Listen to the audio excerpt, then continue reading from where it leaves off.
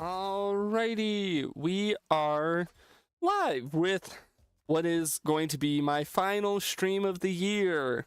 Oh no. On any other night that would be terrifying, but yeah, it's New Year's Eve, it's time. We're gonna celebrate in a little bit of a weird way. If I had planned out a little bit better, I maybe could have done something bigger and boisterous and planned, but you know, some stuff happened IRL, not getting into it. Nothing like horrible, but just stuff got in the way. Time ran out for me, and hell, I wasn't even gonna. If you asked me like a week ago, hey, are you gonna do a stream on New Year's Eve? I was probably gonna be like, I don't know, probably not. And then I thought on it. It's like, you know, I have a fun idea we can do to kind of round out the new year, since, you know, this was my first year hardcore streaming. You know, I started way back in January. Let me open up on another tab so I can double check that I'm not just talking straight out of my ass here. I believe the very first stream I did of the regular stream like schedule was all the way back, when was it? January 11th of this year. And we started with a doozy, folks. We started with fucking Animorphs on Game Boy Color, because that's when I was working on the Cave Barn video. And I thought, you know what would be funny if I streamed my live play of this, and I'll do it as the first stream in my new schedule of 2025. And we've definitely evolved since then. I'm gonna get a drink of water here.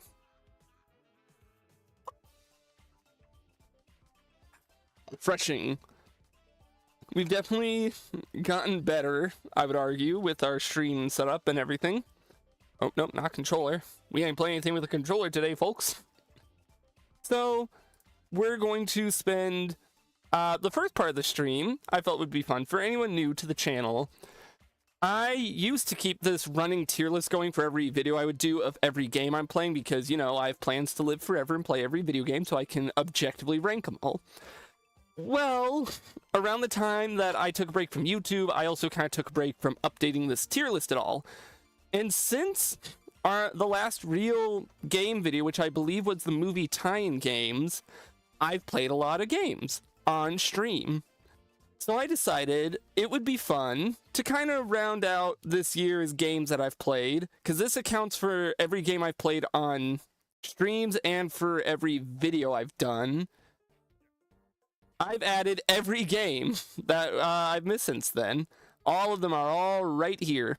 And then when we're done, after we do this, after we play, go through all these games and rank them and talk about them a bit, I'm going to boot up the TF2 server that I run for events a couple times, and we're going to just all get together and play some TF2 to ring in the new year.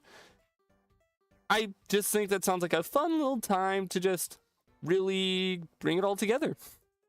You know, go down memory lanes with some of these streams, with some of these games. As you can tell, they are not in any sort of order of when I've played them. You know, we have just random Ben 10 games strewn about. We got Punch-Out up here, which we haven't played in months.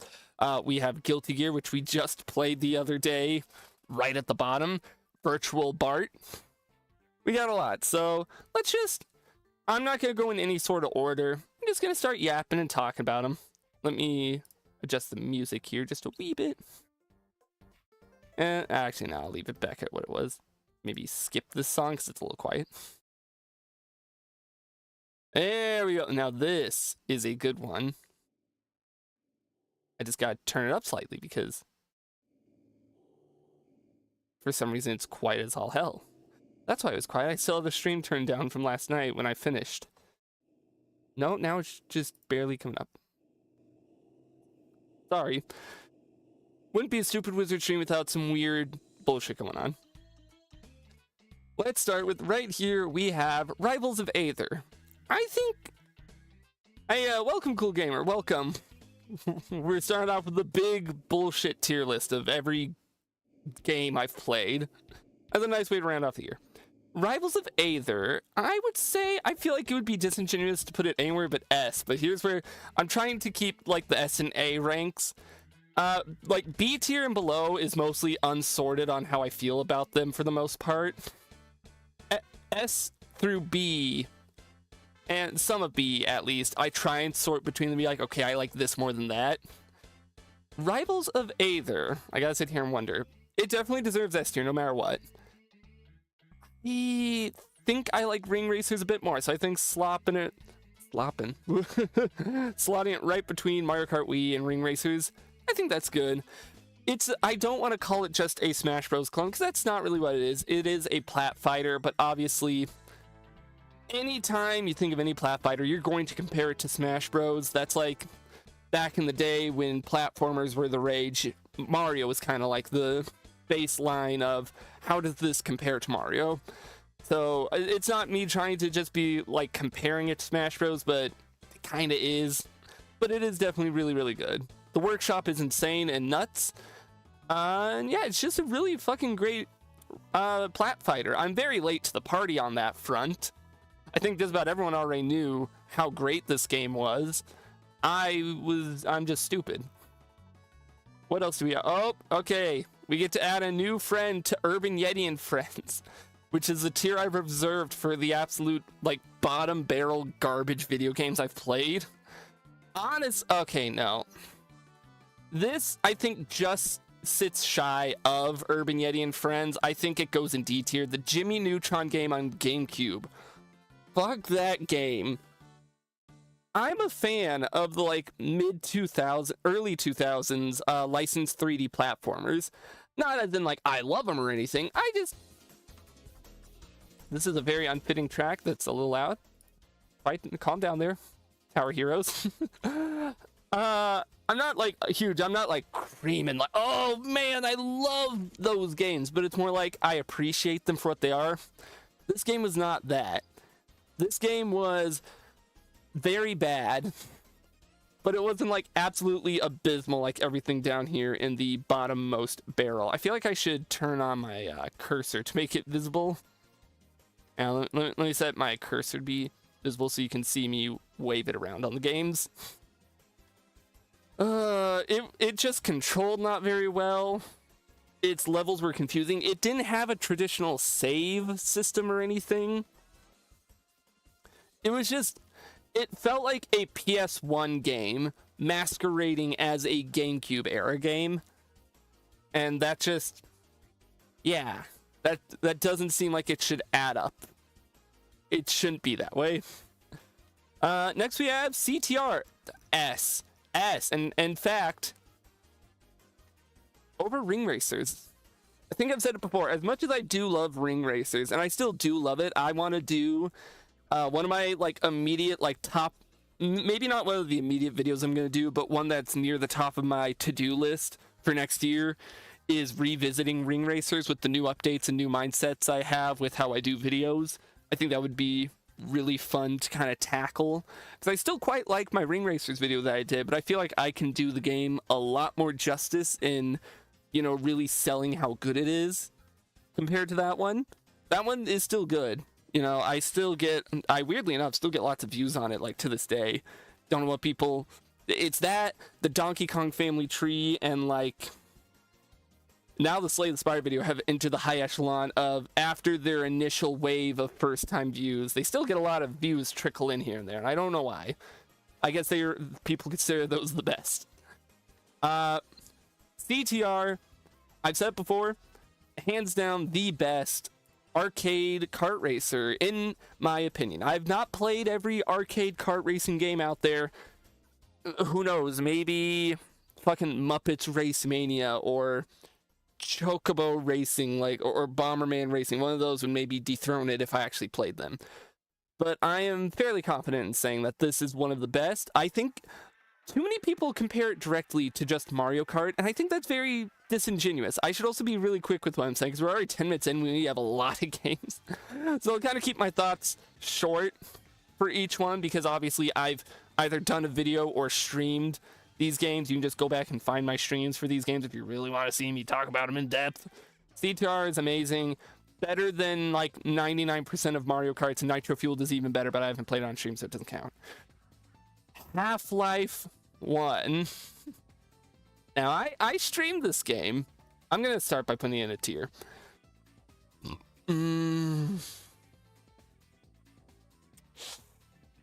I'm about, it's my favorite quote. I'm about to get my gamer card revoked. So here's the thing. And I'm actually losing my mind looking at what I have in A tier compared to B tier. I'm sitting here saying Scooby-Doo, Who's Watching Who, and Barnyard are better than Half-Life 1. Yes, I had more fun. That should immediately be the first thing. This tier list is less an objective. I think this game is better than this. It's which one I am more likely to come back and play and enjoy is kind of how this list more is. You know, like, that's why Skyrim's down here in B. Skyrim is, I think we can agree Skyrim is just a better game than something like Scooby-Doo, Who's Watching Who, or Magical Tetris Challenge. But I don't get that much out of Skyrim. I've played it a few times. I've beaten it a couple times. I would much rather come back and play one of these Scooby-Doo games or Muppets Party Cruise than I would Skyrim. And Half-Life is one of those games I recognize its history. I recognize, you know, what it stands for. I recognize all the boundaries it's pushed for gaming.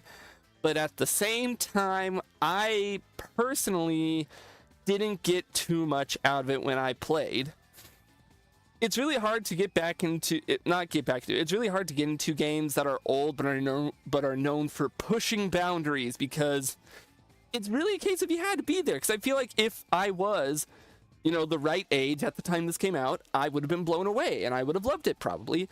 But because I started my, I almost said career, I mean my life, playing other Valve games like Portal 1 and 2, or playing other first-person shooters like Team Fortress 2, and playing Gmod before I did Half-Life 1, the magic of what this game does specifically is lost a little bit on me, but not in any way where I'm saying it's a bad game. It's just, personally, I have no real desire to come back and play it. But I will acknowledge that I'm putting that bias of what I have more fun with aside, and I'll put it at the top of B, because I feel like the hordes of people who'd come after me for saying, admittedly, I would want to play Eminem's The Lost Formula or Tetris Blast over Half-Life, they would find me and they would hurt me. So this is more of a peace offering, putting it at the top of B to be like, okay, here, it's right here. Here you go. Marvel Rivals. I'm conflicted on this game. To me, with Marvel Rivals, I really, really do like it. On both a front of, I like the gameplay itself, and I like the systems. I like how it, let's be honest, I know everyone jokes about it being the Overwatch replacer. It really is. It took a lot of the problems that Overwatch had and improved on them in different ways.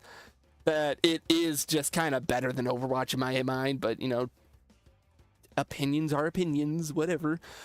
And I'm also a fan of Marvel. I quite like quite a few Marvel comics. In the past year, I've been getting more engrossed with some comics in the Marvel history and all that. I've been trying to make up for lost time since I never really read much for Marvel comics growing up.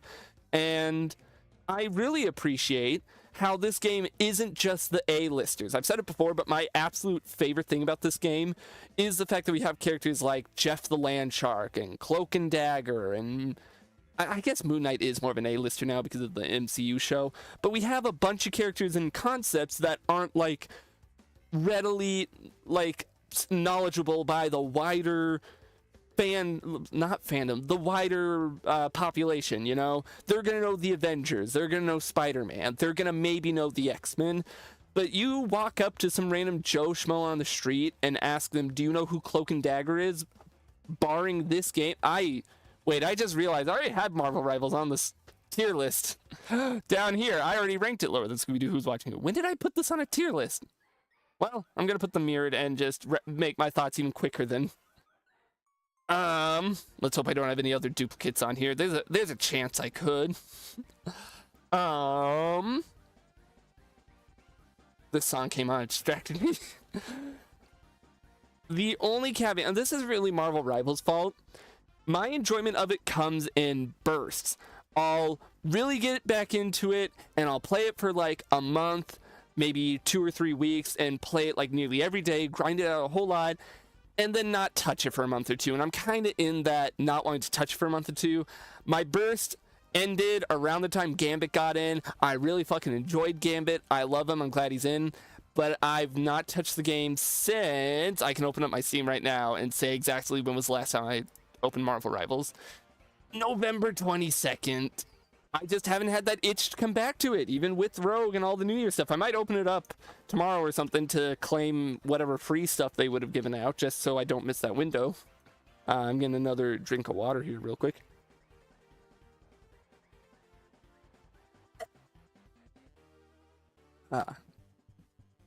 Like, it's no flack on the game. It's 100% a me thing. It's kind of like how I get that Minecraft.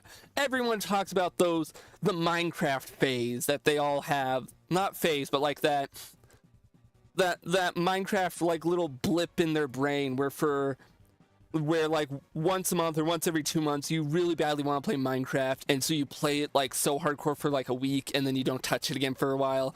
I get that with Marvel Rivals is what I get. And you know, it probably won't be long, probably late January, early February before that blip comes in again. I'm like, fuck, I really want to play some Marvel Rivals and get back into it.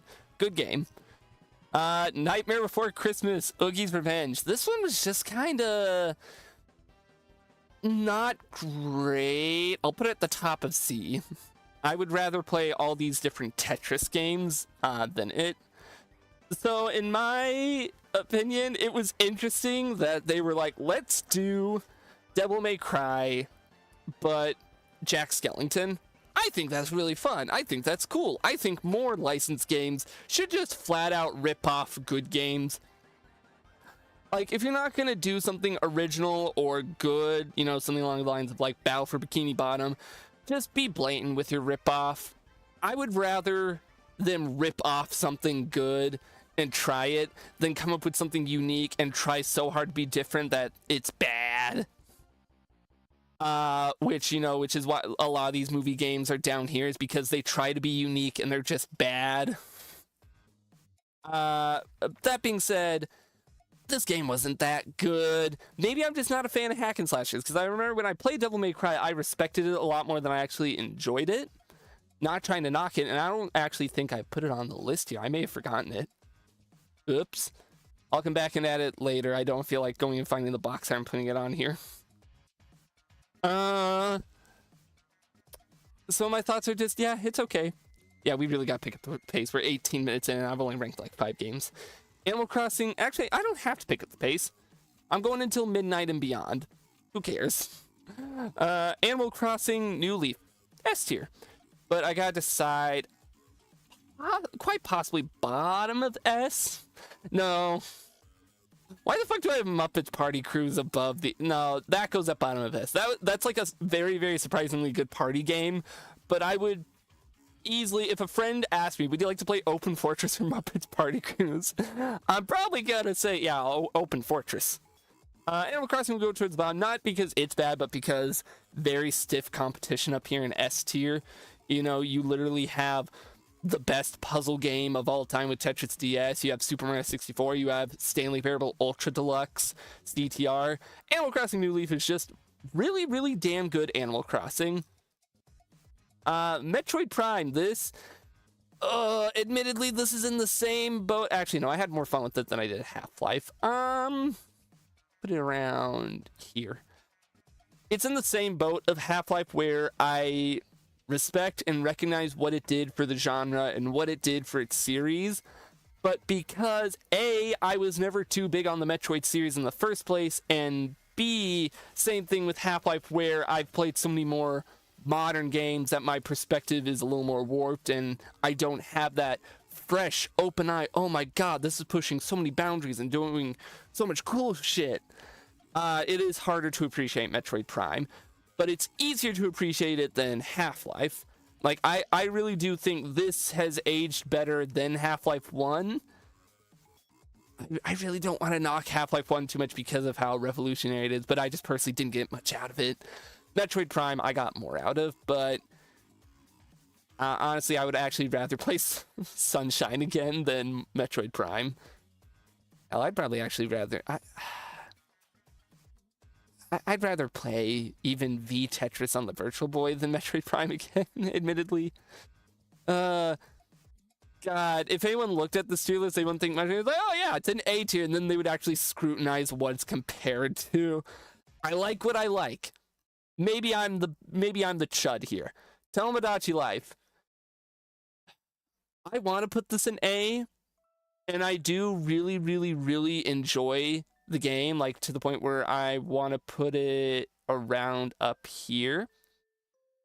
But admittedly, when I look back on the game, and as much as I do enjoy it, my one criticism has always held true with it is it feels like there's not enough to do with what they give you. You blow through almost everything Tomodachi Life has to offer within a few days. And if you're like me, you probably still enjoyed that and still kept playing for weeks or even months on end, repeating those same few things, maybe grinding out to unlock stuff from those few days. But on my most recent playthrough, I was kind of on my casual playthrough of it, not even when I streamed it, I was just kind of like, yeah, this is Tomodachi Life. You unlock stuff happens. But I think it's because I played it so much when I was younger, and I have like 99% of all the events and everything engraved into my skull on the inside. I can close my eyes and imagine all the outcomes. It's lost its novelty, which is why I'm really, really looking forward to Tomodachi Life 2 when it comes out. Because I'm hoping that between it getting a new chance on Switch, it hopefully having the Miitopia Mii Maker, God, if it doesn't, I'm actually going to be genuinely very, very pissed about that. Like, that's going to be one of the biggest disappointments in a long while for me. And I'm hoping that it has a substantial amount of, like, things to do. You know, I'm still coming back to it weeks later being like, oh, this is a new event I haven't seen. You know, something to help spice it up other than just plop them in and watch them go. But I feel like even the plop them in, watch them go will be enhanced by the new Mii Maker. This game, still really, really solid. I think I've just played it a little bit too much in my life to really come back to it a whole lot. Roller Coaster, see, this is why this tier list is great. We had 3 real video games in a row. We had like Half-Life, Metroid Prime, Tomodachi Life, Animal Crossing. Now I gotta talk about Roller Coaster Tycoon. God damn it, it's honestly an S tier, probably bottom of S. It's nostalgia. I just like making roller coasters. I like running my little park. I like blowing up pedestrians. It's a great time. Punch Out on Wii, another, honestly, S tier. It's Punch Out again. Where do I rank it? I'll sandwich it between the 2 Mario Karts. I mean, Punch Out is already a fantastic game on its own right. The NES version, which is not on this list because I've yet to play it live. But the fact that the Wii version is effectively the same thing, but kind of better in nearly every way.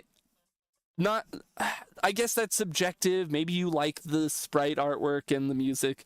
I consider it better in every way because you have stuff like the better fidelity with the art gives it, lets you have an easier time of figuring out the tells, you know, and the music is clearer, and I really like all the character designs. And yes, it is racist. It is maybe not racist specifically, but it is full of a ton of racial stereotypes, and that's so weird, and we're probably never gonna get a game like this again. But damn it, the way I see some of these stereotypes, I don't even really see them in a negative light. They're more just caricatures and stuff like that. Like, let's be real. Here's where, let's be real. I think why it gets away with its stereotype characters is because how blank they are. They are just there to be boxed. That's it. They aren't deep characters at all. The game isn't trying to push some message of, oh, all Russians drink spiked soda pop and, you know, all Irishmen are cheaters. They are just, they're cardboard cutouts meant to be punched and say a catchphrase when you hit a button on them, you know? They're those cardboard stands at movie theaters and at malls. I say that lovingly. So I really feel like when a lot of people say, oh, they could never do Punch Out now because it's racist. I don't know. I don't know. I think they could still do it. I really don't think that many people would have an issue with it. Maybe I'm wrong. Maybe there is some uproar, some like big old problem with the game, and I've just been blind to it. Maybe a bunch of Russians don't like how Soda Popinski is. Maybe the entirety of Ireland has banned the game because of Aaron Ryan. I don't know, because I don't do my research, because I'm not that good of a YouTuber. But from what I've seen in my days of talking about this game, people joke about the fact it has racist stereotypes, but I've never seen anyone, not even like the most flimsy snowflake, I don't even want to say snowflake, that feels wrong to say with my views on the world, the most flimsy pussies, I've never seen anyone say, this is an outrage about any of the characters. I think they could absolutely do a new Punch-Out. Sue me. Throw me to the gallows. I don't care. Risk of Rain 2 is also an S tier. I do love the fact that some of these games, it's like you have regular box art because they came out on consoles, and then stuff like Risk of Rain 2, I couldn't really find a good box art that looked good to put on the tier list, so I just went with this little banner. So it's huge. I like it, but not as much as Shotgun King there. Fantastic roguelike, and I do really love it. I've yet to beat the game on my own. Not humble brag. What's the opposite of a humble brag? It's like when you humbly admit that you suck at a video game. That's me. That's me in my everyday life. Still a fantastic game. One of the best to ever do it. Let's see. We're actually almost done. We're not even halfway. Sonic Rush. Honestly, my gut wants to say S tier, but when I actually sit here and think about it and think about the frustrating level design and the nothing burger bosses and all that, honestly, Sonic Rush is heavily carried by its music and its art style. The game itself is just kind of, it's good at times, but mostly it's just kind of alright, which is kind of how I see, admittedly, Sonic & Knuckles and Sonic CD. I admittedly see them both as, they're just good. I've never been too hot on Sonic in general, but you know what? It feels right to put it like this above the other two. Let's see. Yoshi's Island DS. This one is just flat out B. This one, I just continually get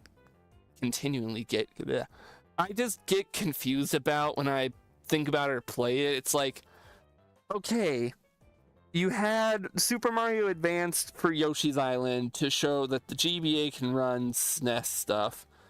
Now you're making a sequel to the game of sorts that plays almost identically to the SNES version with a weird as hell art style. Like it's like 5 different art styles in one. I'm getting another drink of water.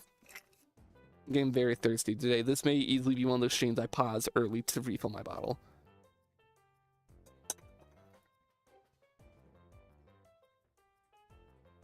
That was the sound of me dropping the lid to my water bottle under my desk. I have to bend down and pick it up. Ugh. It's just a weird as hell game, and I remember being, I think, a little more frustrated with it than I'd like, but like it's Yoshi's Island, even with all of its weird and frustrating bits, it's still fine. So like B tier. I'd probably rather play Skyrim. You heard it here first, folks. All right, on to the first of many Ben 10 games from December Ben 10. Ben 10 Alien Force goes in fucking D tier, probably towards the top of D tier. I don't get what was up. I'm not gonna go too terribly in depth, even more so even so little as I am going in depth with all these games to make it quick, because I am actively in the midst of working on a script for a big video where I talk about all the Ben 10 games that I played on stream. I just realized I've been holding my water cup this whole time. I thought I swapped back to my mouse and keyboard. Ugh. It's just Protector of Earth, but without any of the charm, and it's slower, and it's bland. And Protector of Earth is already, we'll go ahead and talk about it now. It's bottom of B at best. It gets by so much on its charm and faithfulness to the original series, but it's just such a bland. I don't want to say nothing burger, because there's something there. There's something there with the combat to make it fun. It feels good to sometimes just whack stuff, and I don't know. I like it well enough, but I really would struggle to say it's good overall. And then Alien Force is just that, but nearly worse in every facet. The only thing I could say is equal or better is the writing of Alien Force is like actually pretty damn good. Alien Force the game, for anyone clicking on the stream or watching the VOD out of context. Ben 10 Alien Force the game. I fucking hate that they didn't give it a subtitle or something, just called it Alien Force. They also did that with Omniverse, and it's going to be a bitch to talk about that game and not seem like I'm dunking on the show out of context, even though I don't like the show that much compared to the other series, but I still like it. Kirby Superstar Ultra, S tier. What kind of tier list is this? Welcome, Accidental Volcolics. I should explain because you're new here. I'm going to plop this here. So I've been doing YouTube and Twitch for, well, I've been doing YouTube for a couple years, and I've only started streaming for the past year. And in this whole time, I've had this running tier list for every single game. This is, let me scroll up, the Stupid Wizard Every Game tier list maker. This is a tier list of every game I've either played on stream or done a video about. We also got chess right here. And for part of the this New Year's stream, I decided to go back and rank a lot of the games that I haven't put on the list because I kind of forgot to keep updating it for a while. I used to be very on top of it up until around August, and I just stopped updating the tier list. So yeah, you know what? If we take a second, since you're new here, you can look and see where we have everything ranked amidst each other. Chess is S tier, fight me. I mean, it's not bad. I'm not going to fight you on it, but I'd rather play Scooby-Doo Who's Watching Who on the DS than play a game of chess. We also have Marvel Rivals on here twice because I was an idiot and accidentally added it a second time. That's what this tier list is. It's just every game I've shown off on either Twitch or YouTube. Mostly ranked not so much over what is better than the other. Like, I am not saying Barnyard on GameCube is better than Half-Life 1 or Skyrim. This is ranked more on which ones I have more fun with. You know, if I'm sitting here and I'm bored and I'm looking at my whole game library, I'm more likely to pick up Scooby-Doo Night of 100 Frights on GameCube than I am to go play Skyrim or Spider-Man PlayStation 1 or Half-Life or Sunshine, because that game is just a little more interesting to me personally. Where were we at before I had to reintroduce the tier list just so that I could save my little bit of reputation? Kirby Superstar Ultra, S tier. It can nestle, actually it will go above. It goes right here under CTR. You get high while playing Scooby-Doo games? Nope. I just play them just normal. I've never abused any substance when making any videos or streams, so before you try and tell yourself, oh, he was probably high or something when he played these games and that's why he enjoyed it. No, there's just worms in my brain or something that tells me you like Scooby-Doo games. You like some of them at least. Some of them are garbage. Like, we have 2 all the way down here in the bottom of the barrel. Some of them are awful, but some of them are okay. And then I unironically just really like Scooby-Doo Night of 100 Frights. It's just a very authentic Scooby-Doo 3D platformer, and I just really like it. Kirby Superstar Ultra. I've gone on to say that it is my personal pick for favorite Kirby game. Maybe not necessarily the best one, but it's a fantastic one. Like, all around, it is a great game. You have all the different modes. You have all the different power-ups and copy abilities, and just... I said it last night when I was playing Dreamland 3. A lot of the time, Nintendo will make a remake or remaster of an older game, and it will be kind of worse in one way or another. You know, Donkey Kong Country Returns 3D. You know, it removes the motion controls, but it's on the 3DS, which no one really gives a shit about. No one really gave too much of a shit about when the remake came out, and it's on such lower quality. A lot of the art is lower, and like the music is lower quality and all that. Kirby Superstar Ultra, in my mind, absolutely eclipses the original Kirby Superstar. Does Ultra have the cat? It doesn't, sadly. That's the only point I'll give Dreamland 3 over Kirby Superstar Ultra. At least as far as I'm aware, the cat is not in Ultra. But other than that, Ultra is just like my favorite Kirby game.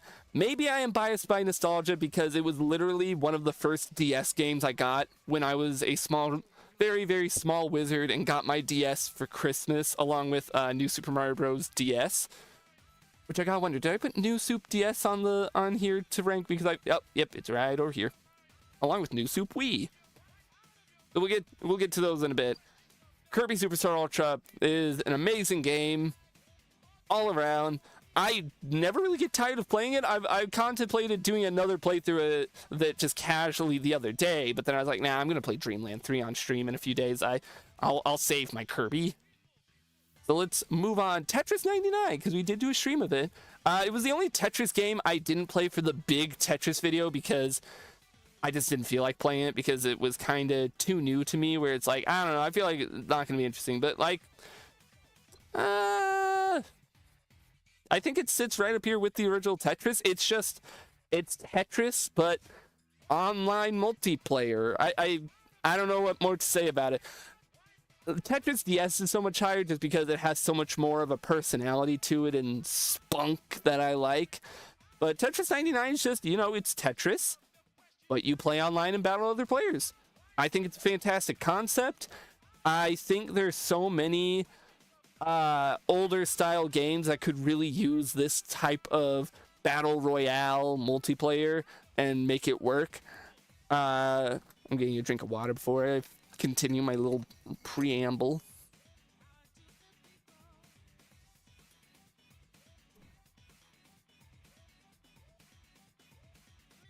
Squares have personality now. Hey, now. Some... You weren't there, man. You weren't there for Tetris DS. Tetris DS has a lot of personality by the fact it has no real personality because it's just a bunch of NES games. But god damn it, that it's charming as all hell and has like a lot going on for a DS Tetris game. It's better than... What's my lowest rated Tetris game that I've put on here? Pokemon Tetris for the Pokemon Mini. That one was just like pathetic and like, why would you ever play that? Out of any version of Tetris, why would you play Pokemon Tetris for the Pokemon Mini? It's terrible. I hate it. Tetris 99, good. It's a good game. S tier, just by the fact that it's Tetris but online. Ben 10 Omniverse. This one, I'm tempted to put it way in the bottom, but admittedly I'll put it like halfway on D. Not infamously, because not a lot of people watched earlier this month. Earlier this month I did December Ben 10, where I played through every Ben 10 console game from the classic continuity. This was the only game. This damn game literally put me to sleep. I started dozing off halfway into the stream playing this game because it is so fucking dull, and I hate that because I love Omniverse I don't love Omniverse. I quite like Omniverse, and it is a very fun show. I don't know how you make it boring, but they did it. I don't want to go too in depth because I'm working on a video where I'm going to talk about all the Ben 10 games. Ben 10 Galactic Racing scares me because it's just a pretty good kart racer. It's nothing special. I think it belongs like genuinely up here in A tier. I don't know why Ben 10 of all franchises had a kart racer and was actually pretty good. It's no Mario Kart. It's no Crash Team Racing. But when I heard the concept of Ben 10 racing game on Wii, I went into it with the lowest of expectations. But then I came out of it thinking, damn, that was good. That was just good. Not amazing, but I had fun with it. And it was competent. And it's the only damn Wii game that lets you use the classic controller. Every other Wii game forces you to use the nunchuck. I don't want to use the nunchuck. Let me use a real controller, please. But no, they're all like, no, you gotta use the nunchuck. We gotta have motion controls. This is the only game that doesn't do that. This is the only Wii game that's like, no, you can just use the dead-ass real controller, guys. And I like it, okay? It's good. Ben 10 Omniverse game killed my grandma. Yeah, it did. That's how I feel about this game. This game killed my I don't want to go too in depth, because again, I'm making that big video, but just, God, this game sucked. Let's turn it around for some good stuff. New Super Mario Bros. Wii. I'm gonna put towards the top of A. I quite like it. I will be a defender of New Soup DS. A lot of people already defend New Soup DS, rightfully so, because it was the first one, so a lot of people are like, it gets a big pass for what it created. A lot of people still kind of rag on Wii a bit. I think New Soup Wii is also pretty damn good. I think it had some creative levels here and there. I think it did a good job making the multiplayer. I thought, I see a lot of people say the propeller mushroom isn't that fun. I don't know. I have some fun with it. Not as much as something like the cape or the tail in like older Mario games, or even the wing cap from Super Mario 64. But it's another ability that lets you fly, and like, I don't have any other justification for it other than, I don't know, I think vibes-wise, this one also has a bit more of a personality than New Soup U and New Soup 2. Granted, it is just another New Soup game. It's not some grand, like, masterpiece Mario game, but it's a solid time, and I think people hate on it just a little too much. Just a wee bit. Another classic video game, Metal Gear Solid, that I played and I didn't get much out of because ADHD riddled chud brain. I'll put it right up here. Man, Party, what are you doing so high in B? Let's knock you down. I don't remember enjoying you that much to put you at the top of B. Now, Spider-Man 1 and 2, yeah, those are pretty good. Pretty good. B tier. Metal Gear Solid is just... say the line, Wiz. It's a game I respect a lot more than I actually personally enjoy, because I recognize that it pushed boundaries for the time, but it's hard to come back to it if you didn't grow up with it. That's what I said about Half-Life. It's what I said about Metroid Prime. I respect the hell out of this game. I just personally was kind of like, when I played it. I didn't dislike it, but I just kind of came out of being like, well, yep, that is certainly the first Metal Gear Solid game. What is this emote that you're using? I gotta open... hang on, let me open up my Twitch chat. What face? Again, I gotta reiterate, this tier list isn't... oh. What's like the dumbest comparison I get? Muppet Party Cruise is better than Team Fortress 2 and Half-Life and Metroid Prime. This is personal enjoy. Actually, why did I put my... I like this game, but I don't remember liking it that much. It's booting down to A tier now that I'm thinking on it a little more. It's still a good time. It's a surprisingly good party game. Like, actually, it is pretty good and comparable to something like a Mario Party. Point is, Stupid Wizard hates Metal Gear Solid. Look, if I really wanted to clickbait views, I could just make my, hey, I don't think Metroid Prime is the pinnacle of game design, and I actually think it's kind of just okay video. If I ever get to the point in my life that I really, really, really need the views, I get into the, well, no, because I don't want to be monetized on YouTube right now because of all their terrible choices. I don't want to spend the... if I ever needed to hit the big button that's like, I need 1 million views and like thousands of comments right now, I'll make that video where I just kind of say, guys, Metroid Prime is just kind of okay and not the top of the ziggurat of video games, because I do think it's okay. No, I think it's more than just okay, but if I wanted to, I could hit that button. That's the target I'd hit. because that's at least a little more on brand for my channel. Metal Gear Solid was such a weird choice for me to stream. I just kind of did it on a whim. I thought it'd be funny, and it ended up just kind of being eh. We're almost through here, and then we're gonna play Team Fortress 2. So I'm gonna try and pick up the pace a little bit because we're like halfway through the games. Super Mario Advance, Super Mario Brothers 2. This is one of those games I kind of gaslit myself into thinking, oh, I like this game more than I actually do. Because I told myself up to the point when we streamed, I kept telling myself, yeah, you know, it's a good game. It's Super Mario Brothers 2. And then I played it and I'm like, oh, this kind of just okay. No, nothing overtly bad, but it definitely is one of those cases of like, oh yeah, this was an NES game. Yeah. And I've kind of gone on record saying the NES games just in general, a lot of them don't age particularly well. Yeah, that's all I gotta say for that one. Donkey Kong 64, Team Fortress 2, but actually tier list stream.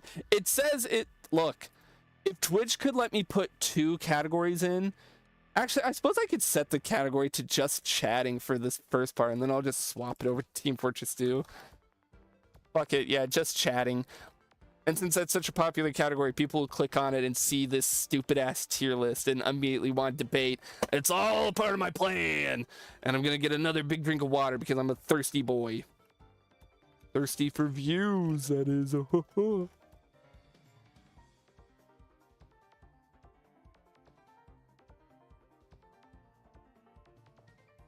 Look, it's tier list, and then I'm going to open up. I have a TF2 server that I turn on every once in a while for streams.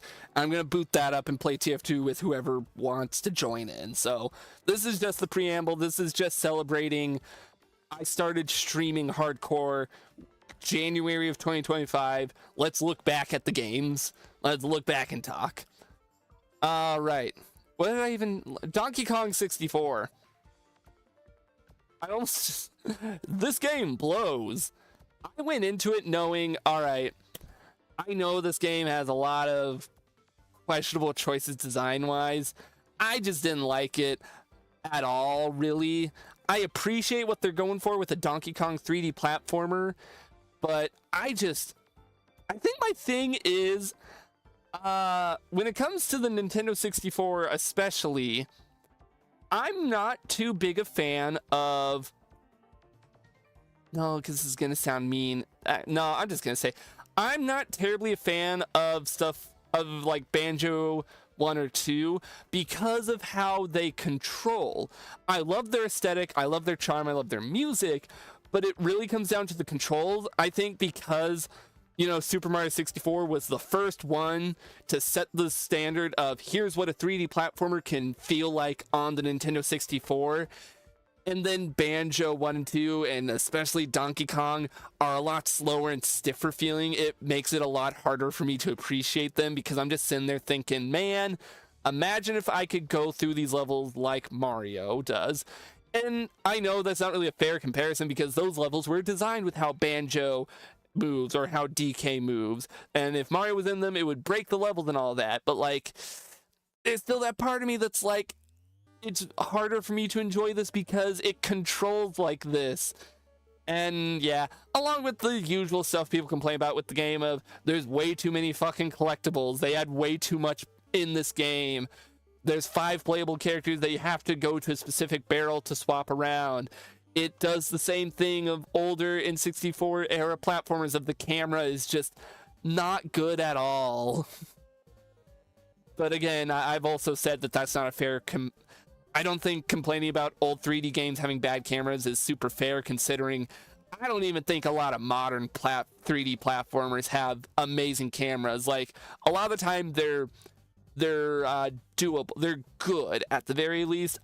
You know, 3D games are just hard to get that camera control right, and I'm never gonna use... I usually won't lobby complaints about camera controls in older 3D games because of that, because I recognize it's just a dimension-wide problem, you know? A lot of 3D third-person games are going to have difficulties with their camera, especially from that era. But all my other complaints I hold true about this game. it's still okay. I'm looking. I got to reevaluate by looking at the games that I'm comparing it next to. I'll bump it to C. I would rather play Tetris 2 or no, not Weltris, but I'd rather play like the weird Tetrises and Sonic Spinball over it. Hell, actually, no, I'm gonna bump it up a bit more. I'd rather play it over BattleBots and Hotel Transylvania. Probably more than Scooby-Doo on Game Boy, but like at the end of the day, it's Donkey Kong 64. If you like it, more power to you. I'm not gonna say and be like, well, you are a freak for liking this game. No, I'm gonna say that if you like shit like Urban Yeti or Eminem Kart Racer, if you come to my stream and say you like those games, I'm not going to be upset at you, but I'm really gonna question what the hell your parents did to make it turn out this way. That's just me, you know. Mega Man 7 is a pretty good one. Trying to decide if it's like top of A or bottom of S. It's one of those. I think it is towards the bottom of S. I've not played through all the Mega Man games. I've played through 7. Obviously, that's why it's on this list. Video pause, continue. Why ask me why you like this? Just play the music, YouTube. Don't get funny on me. I quite like Mega Man 7. I've not played through all of them. I have plans for in the new year, at some point after maybe the big Crash playthrough, because I have plans to slowly go through and play every single Crash Bandicoot game. I have plans to do the same with Mega Man throughout 2026. I almost said 2025. It's a little late to start that in 2025. Mega Man 7 is just really solid. It's a Mega Man game. It's hard as balls, but like I like that. It's fun. It's got amazing music. It has gorgeous sprite work. What else can I say? Wily's a bitch. Benton Omniverse 2 is barely better than the first one by the fact that I didn't fall asleep playing it. But it also just isn't very good. Half the time, it's an auto runner like Temple Run, and the other half, it's a limp and splatty beat 'em up, where you have even less aliens to play as than any other Ben 10 game. It's not a particularly good auto runner either when it's an auto runner. So, D tier. I'm just gonna say it now before you set any expectations. Ben 10 Protective Earth right here in B tier is the best that we have in terms of the ones that... Actually, no, that's a lie. There actually are 2 games I consider better than Protective Earth. But... and Galactic Racing was up here in A, wherever I put it. I've already lost track of wherever the hell I put it. But mid-A, yeah. Galactic Racing was also pretty good. New Soup DS. Yeah, I think this deserves an S tier. I think this one still holds up. I think it's much better than Wii, even though I still will defend Wii as being a pretty damn good time. I think it was a worthwhile game for the DS. I think it's just really, really, really good. All right. Like I said, we're going to kind of wrap up with this and try and speedrun my thoughts, so I'm not going to go too in-depth with a lot of these, because honestly, the new Soup games would maybe be a series I'd want to do a video on. I say maybe because I feel like a lot of people have already said a lot of what could be said about these games, and I genuinely don't know what new I could bring to the table. But it's New Soup DS. It's charming. It's fun. I like the blue shell. I don't know if that's a controversial opinion, but I like it. I can never tell what's a controversial opinion or not when it comes to some of these damn games. Super Mario 3D Land kind of sits up here with New Soup Wii. It's very good. I have a lot of nostalgia for it, but also I played it recently and took off the nostalgia goggles and was like, yeah, no, it's a solid 3D platformer. You can blow through the whole game, like the base game at the very least, in like just a couple hours, and then it does unlock the other half where it's like, oh, you got Luigi, it's the special worlds. That I haven't done on stream, but I imagine it would also take about 3 or so hours, no more, no less. It's just a pretty good time. It's a Mario game that you can just kind of whip up and blow out and just get through in a sitting and have a pretty good time. You know, it's like it's Mario junk food. You just kind of go through it. No, that sounds mean. It's like a light snack of a Mario game. Marvel Snap. This is where I am very conflicted, because on one hand, I genuinely have a pretty good time playing it. I think it's one of the better free-to-play trading card type games, and I'm a chud who likes a lot of Marvel stuff. But on the other, it is a free-to-play mobile game, and it has all the same trappings, except for the fact that it's not really pay to win. It's not really a game you can pay to win. Like, technically, you can pay to get access to the new cards early, and sometimes those are stupidly overpowered and they get toned down later on. But it's still, it feels weird. It feels really weird for me to sit here and say I quite enjoy Marvel Snap.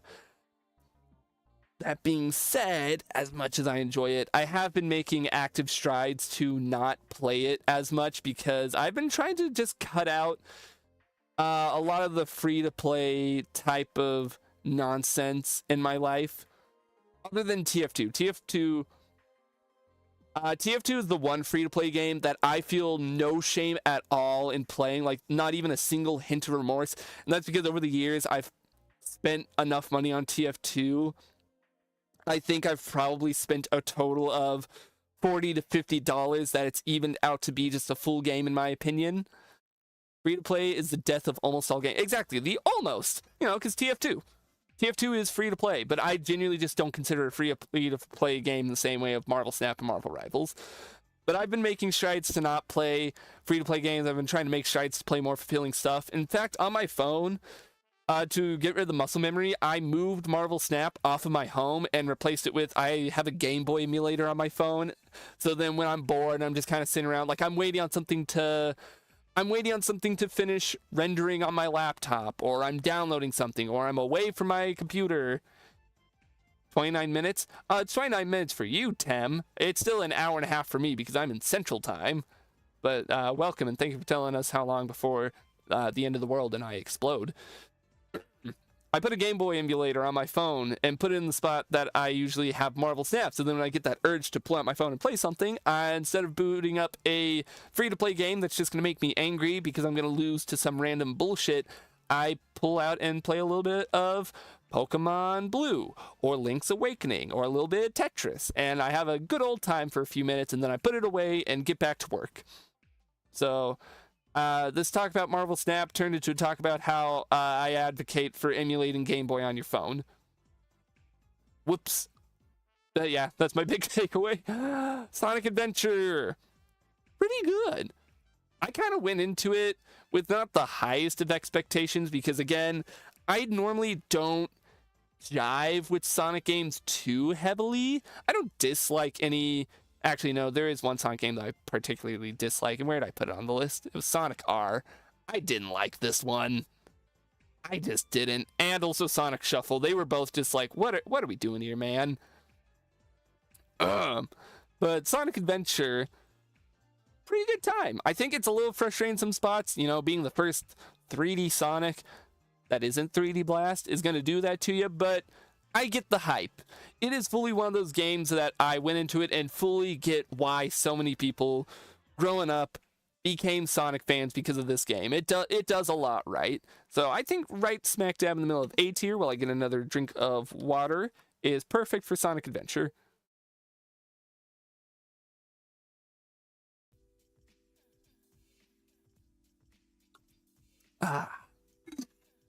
I do think sometime soon I should return to the game for another stream, because I did have a lot of fun with it, and I've yet to beat the game, so we can always go back and do more with it. We're an hour into the stream. Yeah, I should pick up the pace for the last two. Luckily, a lot of these are shit like Deal or No Deal and Price is Right on Wii. I'm not gonna have much to say. I do have some to say about this. JoJo's Bizarre Adventure Golden Win on PS2. I didn't really know this game existed before I streamed it. And I remember it being, when I streamed it way earlier this year. Like, I believe it was in the early half of this year, so my memory's a little fuzzy on everything on it. I remember being traumatized by the difficulty, but also weirdly enjoying the game because it almost feels like a beta of something like Eyes of Heaven, which I quite like. JoJo Eyes of Heaven, I really like that game, and All-Star Battle. But it was still, it was chunky, to say the least. It's such a weird game. It doesn't acknowledge any of the previous parts. Like, if you know anything about the game, you probably know infamously that stuff like Koichi is in the files, but he doesn't show up in the game. They cut out the fact that Koichi's at the beginning of part 5 and he kind of sets some of the story in motion. It's a very self-contained game, and it also never officially came over to the States. There was a fan-made translation, and that's what I played, but it's a very weird one, but I don't hate it. It also has, you know, I'm gonna pause the normal music for 1 second, because it has one of the best fucking JoJo themes ever. And that is, hang on, JoJo Golden Wind PS2 Requiem theme. The theme for Golden Experience Requiem goes so much fucking harder than Assy. Like, hang on, let me open this up. Hopefully this doesn't get copyright claimed.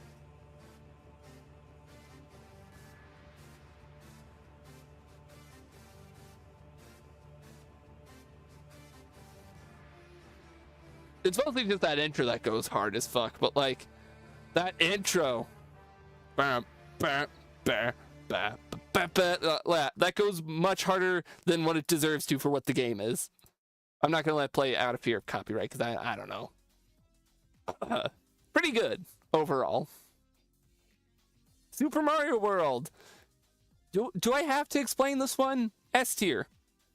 Right up around here. It's Super Mario World. It's like the 2D Mario game, though I suppose maybe a lot of people would maybe consider Wonder the 2D Mario game nowadays, at least in a modern sense. It's Super Mario World. All right, it's fantastic. It has aged so well for... I think a lot of Super Nintendo games age super well. I said it before, I think the Super Nintendo is kind of... It's not perfect. I'm not saying the Super Nintendo has like perfect library or anything, but I would much rather come back and play so much of the SNES library than I would the NES, the Game Boy, hell, even a lot of the Genesis library. I think the SNES just has a powerhouse of a library, and so much of it has aged so well. And Super Mario World is one of those. But a million people have talked about why that's the case. We're going to jump ahead a bit. We're going to jump around for some of these because these are in such a weird order. Have you watched the Super Mario World cartoon? I have not. When I was younger, and actually, hang on, it might be in this room with me. I know I have it somewhere. It might not be in the room with me. I have it somewhere on a shelf in my house. I have a full box set of like the first 2 seasons of the Super Mario Brothers Super Show, because I used to obsessively watch it with my brother when I was much younger. God damn it, where is it? I know I have it somewhere. I'm not seeing it, and I'm not straying too far from my desk to look for it right now, but I know I own it. I know I do, and I used to watch the hell out of it, and when I was younger, I never even knew there was a Super Mario World cartoon, because both of them were, I think, off the air by the time I was a conscious human being. I just knew of the Super Mario... I don't even know how the hell I knew of the Super Mario Bros. Super Show, or why I knew of it, because, like, that was mid-90s. I was born in 2002. I don't think any of my older siblings watched it. I don't know why we owned it. I don't know how I have memories of it in that sense, but I'm glad I do, because it's honestly a weird but delightful little cartoon. Moving on. I feel like jumping ahead on this. Gubble. Gubble fucking sucks. This only is on this tier list because of a technicality.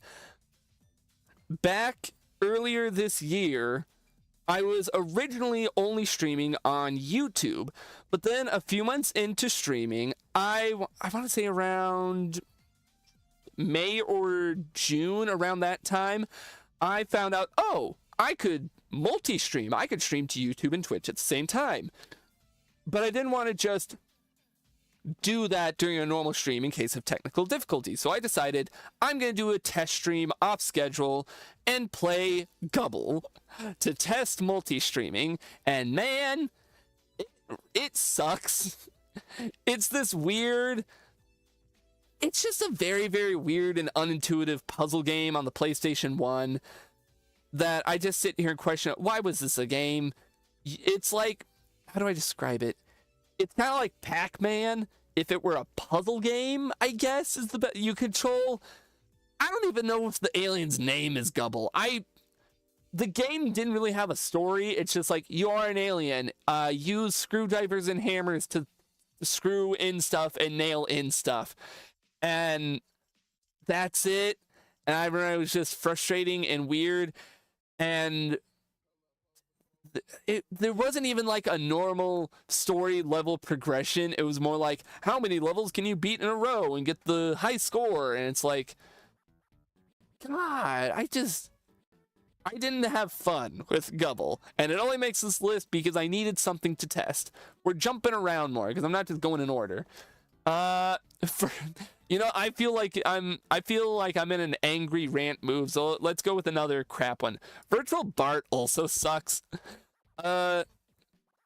Back a few months ago, I did a big 6-hour long live stream because I considered that big at the time, to go for 6 whole hours in the middle of a Sunday afternoon or something, or whatever, it was Saturday afternoon, whatever it was. And that was one of the games I played out of sheer curiosity. It's a weird platformer minigame collection where you play as Bart Simpson, and I don't remember much about it other than the entire time I played it, I was like, man, this sucks. In Gubble, you have to remove Zimbolts or something. The fact you say or something has me kind of helps prove my point of Gubble is such a fucking weird thing. Like, what even is this? Is this a Metroid situation? Is he Gubble? Is the ship Gubble?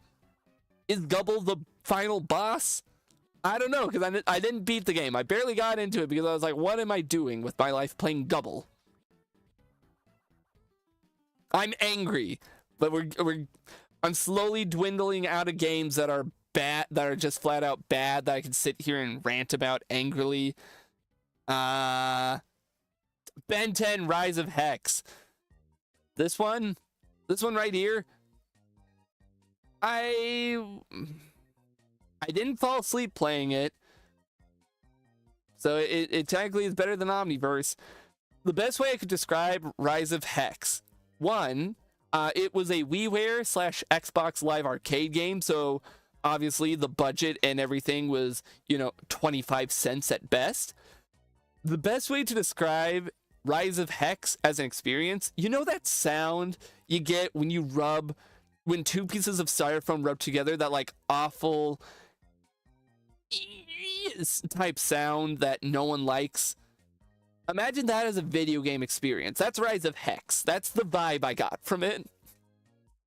That's all I have for Vitriolic Hate, because the rest of these kind of range from, what am I supposed to say, it's deal or no deal on the Wii, to pretty good. So we'll go back to the order that they're splayed out in front of me. Actually, we're going to change up a little bit and swap these two. Ben 10 Alien Force Vilgax Attacks is surprisingly good. Top of B tier.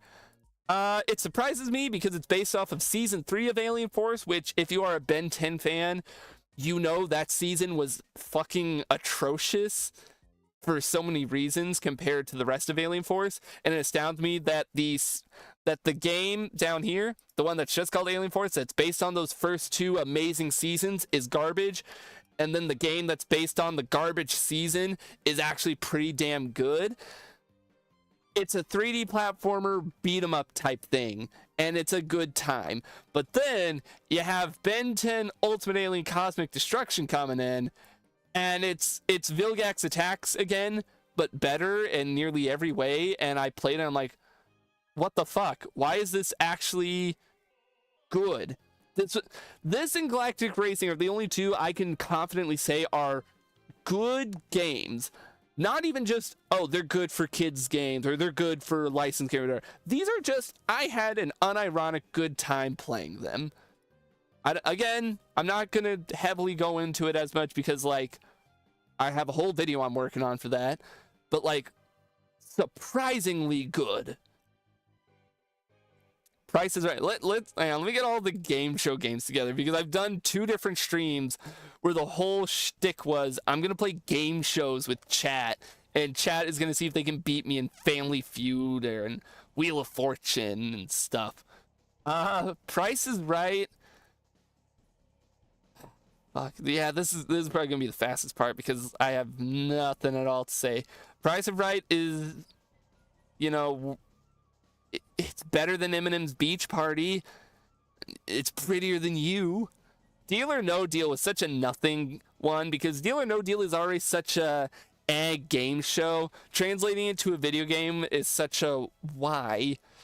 You know, it's just, oh, do you pick the briefcase with money or no money? And it's like not every, but nearly every other game show to video game adaptation makes some amount of sense because, like, oh, it's trivia and it's like competitive trivia.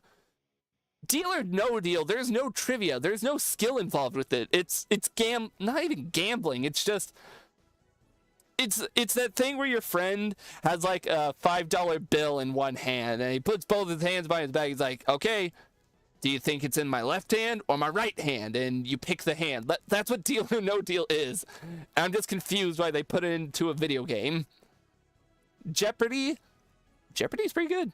You know, it's Jeopardy on PS2 is the one I played, and like I would probably play it. I guess it's a way to pretend I'm on Jeopardy. Everyone's fantasy. Family Feud. I like Family Feud more than Jeopardy, so I don't know. It goes towards the top of B. I'm gonna be evil and put it above Metal Gear Solid because that's just funny. Wheel of Fortune. B, but worse than the Scooby-Doo games. Better than Jeopardy though. I actually no, I kind of prefer Jeopardy. I'll put Wheel of Fortune under Sonic Spinball on Game Gear. All right. Now we got another nothing burger game. Like, what am I supposed to say about Hollow Knight? I gave you the silence there so that you can clip that and get me out of context or something. No, Hollow Knight is Gongo, my good friend Gongo. If you were here watching, you would be proud of this. I fully get the hype. Hollow Knight was one of those games that when I very first played, just casually on my own, I was kind of like, I don't get the hype. I admittedly was just like, you know, this is kind of just okay. I didn't jive with it that much. But then I played it on stream, and I played a lot of it, and I slowly over time while playing, I'm gonna get my water cup out because I'm gonna get a drink of water here in a second. It slowly went from this is pretty good to okay, I see how this is considered one of the best games of all time.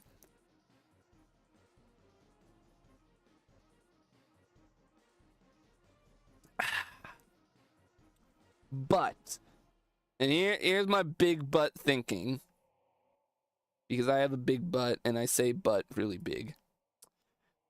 I do think it's S tier, and I do think it's an amazing game, but I still am not like obsessively in love with it as so many other people are. I see why they're in love with it. I can see why it is the perfect game to so many people, but it doesn't quite hit that for me. I just see it as a really fucking damn good video game, and one that I quite enjoyed playing through all the way. But it is not like, if I had to formulate a list of the top 10 video games of all time that I would, Desert Island style games, I don't think I would ever really put Hollow Knight on that list. If I'm going to put a 2D platformer or an action platformer or something, I might choose something else. Hollow Knight might not make that list, but I do fully, this is a case of I love this game and respect it. I just do not quite love it as much as the rest of the internet does. And Silksong isn't on here because I have had other priorities with games. I had to play all these Ben 10 games. I've not played Silksong yet. I'll play it eventually. Disco Elysium. This is what I wanted to like a lot more than what I did. And I do quite like it. But I think it was a poor choice of game to stream to play. I think this is definitely going to be one of those games I'm going to have to play just on my own, at my own speed, without an audience, and just absorb it all to really get a feel for it, because I think trying to play it live kind of ruins some of the experience for me with how dark and depressing it can get with its writing and how in-depth you have to be. So maybe I'll come back. Maybe I'll come back to it, in a year's time or something. In my off time, I'll play through more of it on my own. And I'll come back and be like, what the fuck was I thinking? I'll boot it up to, the top of S tier with New Vegas and Stanley Parable. But for now, it's at a very respectable, incredibly respectable top half of A. It's still very good, and I can see why so many people love it. Just not quite for me. Ben 10 before Silksong, great priorities, man. I know. Look. Ben 10, the series, was having its 20th anniversary this month. Silksong didn't turn 20 this month. Fuck it. You know what? There's the promise. I'll play Silksong when it turns 20, just to be fair. See you guys in 2045 for the big Silksong playthrough. There you go. It's only fair. That's what I did with Ben 10. I did it for its 20th anniversary. And yeah. I honestly kind of want to keep that promise. That would actually be hilarious if I just don't touch Silksong for the next 20 years. God, that would be an amazing bit. I want to do that now. My want to do that as a bit outweighs my desire to play Silksong. Anyways, WarioWare Smooth Moves. I just looked at the time. Yeah, we only got an hour before midnight. I'm going to wrap up these last few games because I'm not going to have a lot to say about a lot of them. WarioWare Smooth Moves. This and WarioWare Gold are probably my two favorites of the series, towards the bottom of S. It's just a damn good time. Still holds up pretty well. Balatro. I love this game, but it's in a similar vein of Marvel Snap of I've needed to detox on it because it took up too much of my life when I could be... I'm kind of in that position of I want to try and play and experience as many games as I can, and stuff like Balatro, as much as I love it, it is too much of a time sink for my stupid little ADHD brain. I go to play it for just a few minutes, and then 2 hours pass. And I've just had to detox from the game. When the inevitable big update comes, it's so over for my attention span. It's so over. But for now, I'm detoxing from it. Fantastic game, though. I still love it. Peak's kind of fallen off a little bit for me. Not in the sense of that it's gotten worse, but I think the novelty of it has worn off a little bit.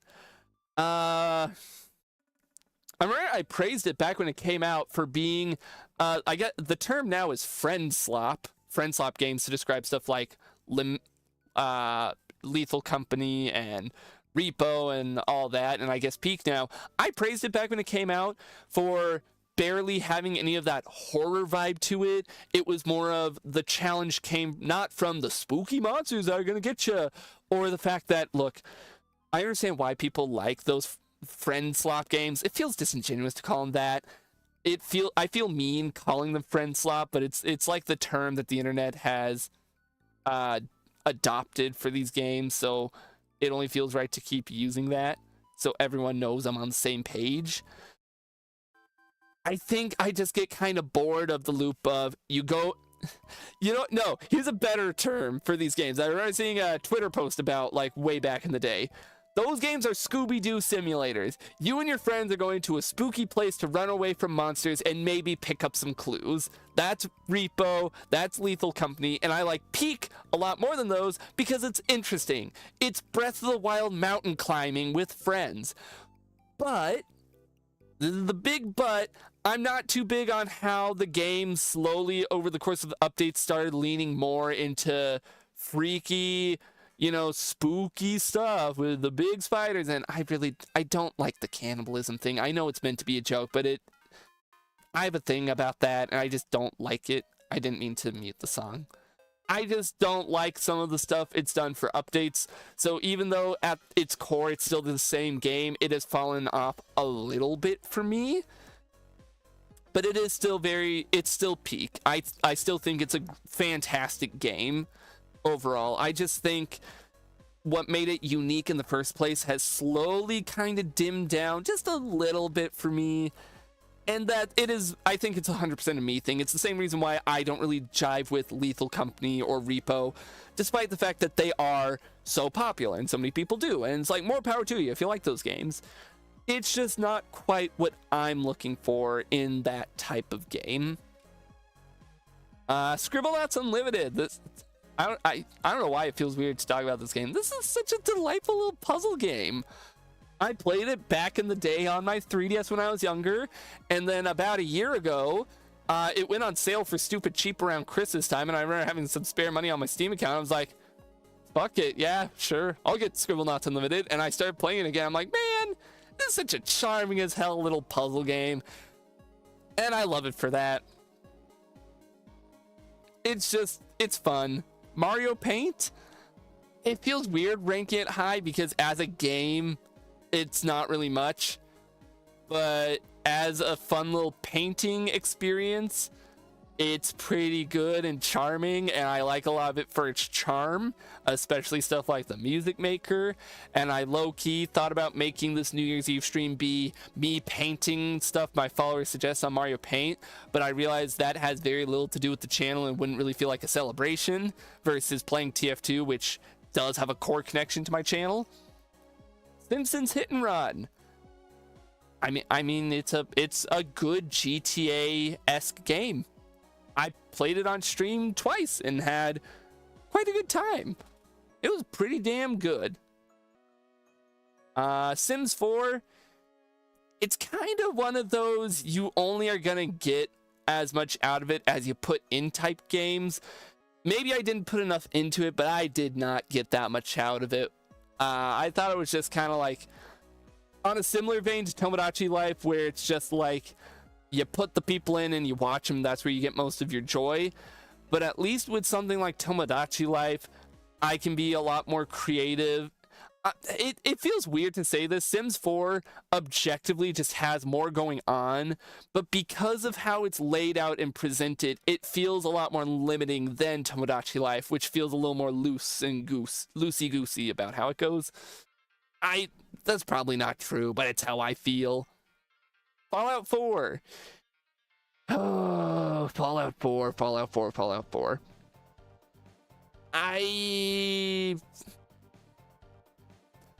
From a gameplay point of view, I think it does a lot right, and some of it is even better than Fallout New Vegas in terms of the gameplay. From a literally everything else point of view, it drops the ball so hard on so many levels, and god damn it, in a similar vein to I want to do a video on the New Soup series, I want to do a video talking about Fallout 4 and why it fails so hard, especially in comparison to New Vegas. But so many people have already gone around that whole discussion. I don't know what new I could bring to the table, but it drives me insane. The biggest thing that I will never fucking forgive Fallout 4 for, and the one thing that drives me the most insane, is the dialogue. Why the hell would you not only strip it down to 4 choices, but go out of your way to make every choice be just like 1 or 2 words is what you get as your example of what you're gonna say? The dialogue is already written in the game for the subtitles. Why can you not just show me what I'm fully going to say? Why does it have to be yes, no, sarcastic, maybe? I hate it. I hate it so fucking much. Fallout 4's dialogue tree killed my grandma. That's how I feel about this. It is the single worst decision in the entire game. You can make fun of the story, you can make fun of the characters and the buggy mess that it's in. My personal beef will always be, what the fuck did you do to the dialogue system, Bethesda? Ah, there's the anger that I was looking for, but now it's gone because the rest of these... Oh wait, Who Wants to Be a Millionaire? How did you escape when I was talking about all the game show games? You get your ass down there. Vegas Stakes. This was also part of the big 6-hour live stream. And I had a weirdly fun, okay time with it. I think it's just, let's go gambling. And I just like gambling in video games, okay? Sue me. If I ever saw a casino in real life, oh, I might be screwed. I could very well be screwed. And I don't know if I'd be okay. But virtual gambling, pretty fun. Funny stuff out there. Funny stuff. Okay. Last 5 games to talk about. Pokemon X. Let's jump to it. Pokemon X, pretty damn good. I did a series of live streams playing it. Actually, wait. 2026 for me. I can finally go to bed. Good night, Tim. Oh, Happy New Year for a majority of people. It's still an hour before the new year on my end. So... that's for me. In fact, I'm getting pinged now, probably from all the different servers I'm in that are the hour ahead of me. But Happy New Year for not me. I'm still in 2025. I can't escape this damn year. Pokemon X. Good game. Pretty good. I don't remember where I dropped it. I put it down in B. Actually, no. It's definitely better than Benton Alien Force, and it's goddamn better than chess. Good game. It is a good game. I had a good time with it. Generally speaking, I've never been too hot on Pokemon games. That's just me. Nothing wrong with that, in my opinion, probably. But I had a surprisingly good time in playing it. And soon we're going to add Pokemon Emerald to this list because come tomorrow is January. Well, not tomorrow. Coming first Monday. Come Monday, I can just say, come Monday, we're gonna start the Pokemon Emerald playthrough, and I'm genuinely very excited for that playthrough. Miitopia. This music has me all jolly and happy to finish up this tier list. Miitopia goes towards the top of A. It's a very simple RPG. But the fact I can have Marge wearing Skull Kid's mask in the game is enough for me to give it top of A. I'm not going to elaborate. The final 3, the last 3 games that we've played on stream. Kirby's Dream Land 3 is very much okay. Honestly, oh wait, no, this is Vilgax Attacks. That's not Alien Force. I don't know why I was feeling bad about ranking it. Dreamland 3 is a case of... I went into it expecting more, mostly because of my bias of, oh yeah, Superstar was on the console. And I love Kirby Superstar. I love Plan Z. I love Plan Z. I don't know, I didn't dislike Dreamland 3. I just thought like, man, this is kind of whatever. And the whole time I played, you know, if you were here last night when I streamed it, the whole time I was just kind of like, man, I could be playing Superstar. Why am I playing this? Dracula X. It's a good Castlevania, but it's frustrating and hard because it's Castlevania. Of course. Because I can't have nice things. Music, you're a little loud here. Can you calm down? Can you calm down just a wee bit there, music? Just a wee bit. It's Dracula X is really frustrating but really fun. Guilty Gear Strive, fuck, it's a damn good fighting game. Enough said. Actually, no. There. It's a damn good fighting game. This is another one similar to something like Hollow Knight or something where it's like I slept on this game too long. I literally just started playing this game last week, and like, damn, is it a good fighting game. Stan Potemkin bust all over, but there we go. We are now caught up with every game I have played for live streamers or videos. So I'm going to take a second to break to fill up my water and all that jazz, and then I'm gonna boot up the TF2 server, and I'll put the information in the Discord and on stream or whatever, and we're gonna play some TF2. We're gonna play some TF2 with chat. So we will be right back. Let me go get a drink and refill my water bottle and all that, and we'll be back to play some TF2. I'll be like just a few minutes.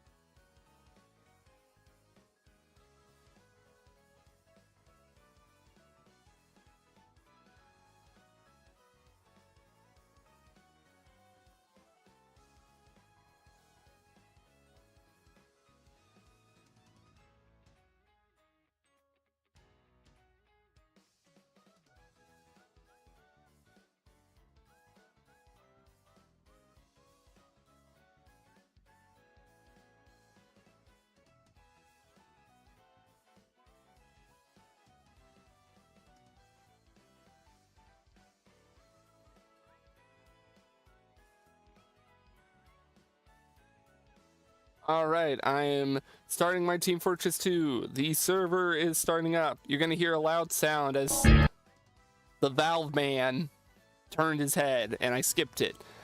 But I'm still in the midst of the setting up. Give me one moment here. Firefox, be gone. And it is gone. Actually, no, wait. Firefox came back for a minute while I set up my TF2 all the way and set up the rest of the stream. I'm just gonna copy, paste, duplicate the fan art label here, and just move it over. And I'm a big shot now. And I'm just gonna say, whoop.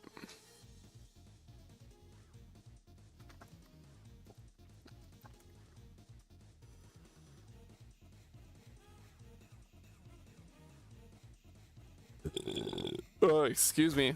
Happy New Year for everyone but me.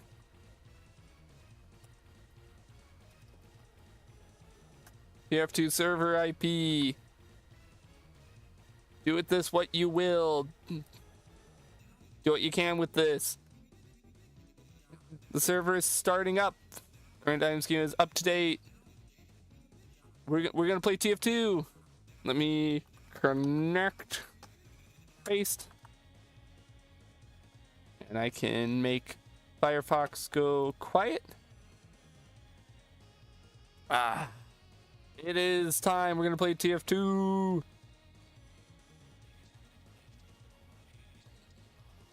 We're going to play some TF2 with anyone who joins in. Let me set the stream info now on Twitch back to Team Fortress 2. All right. We're actually doing what we said we would. We're playing TF2. I'm probably going to play with bots on the server. Let me double check that it's all working good. Steam user stupid wizard has connected. Yes.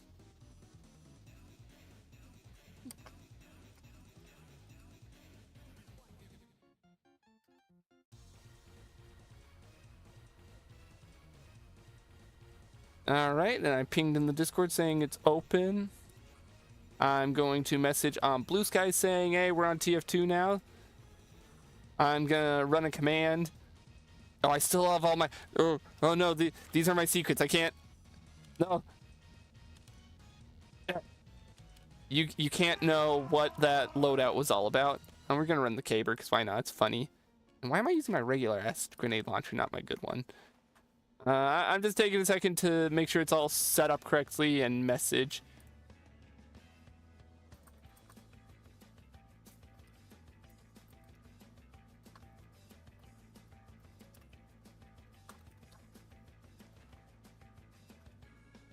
Yeah, sorry, I'm setting up stuff still.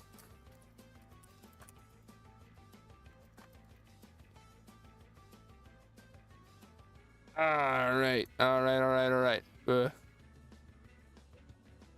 We have the game open and everything. I want to set the bots. What's the command again? It's like TF_bot_quota. I don't know. I think 12. Yeah. So here we go. We got bots to join in. So I have people to play with. Well, no one joins yet. There we go. So I'm just going to play against some bots. I should probably open up my phone onto the Twitch chat so I can actually see what Twitch says while I'm live. Manage your channel here. Let's see. Oh, apparently we lost a follower on Twitch at some point. Damn. We're down to 60. Who knows? Maybe accidental Polkaholics really didn't like my video game opinions. Who knows? Now we're just gonna spend the new year playing TF2, which I chose TF2 specifically because I feel like it would be a good encapsulating what I do on the channel here. Game. Medic please, medic please. Thank you. You know, I started out making TF2 videos, and even though I don't really do that anymore, I don't know.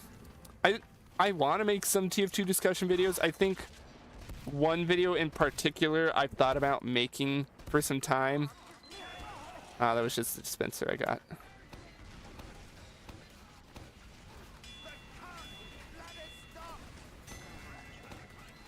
I'm trying to get that sentry gun. One video I've thought about doing for some time for TF2 has been a beginner's guide to the game, because talking about TF2 on Blue Sky has made me come to the realization that there's just not really any good beginner's guide type info. You know, the tutorial, goddamn, the tutorial is infamously not that great.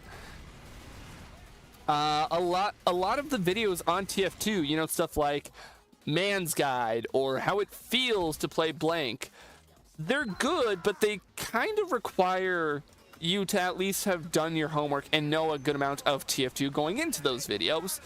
And I've just kind of thought about it for some time. It's like there's not really any good, you know, beginner friendly information on this game that's just like, if you've never played this game before and want to learn what it's about without playing, because I've seen some people, like some friends of mine themselves have said like, oh, of course there's not, because you got to play the game to learn. It's like, I'm not denouncing that, but there's a lot of systems in place with this game where it's like, let's be real, if you were brand new and getting into it, there's a lot of things with this game that might turn you off super early into it before you've had a chance to learn and get that knowledge yourself. I completely missed the pipe on that stationary engineer. And I missed it on the almost stationary heavy, but I made up for it with that.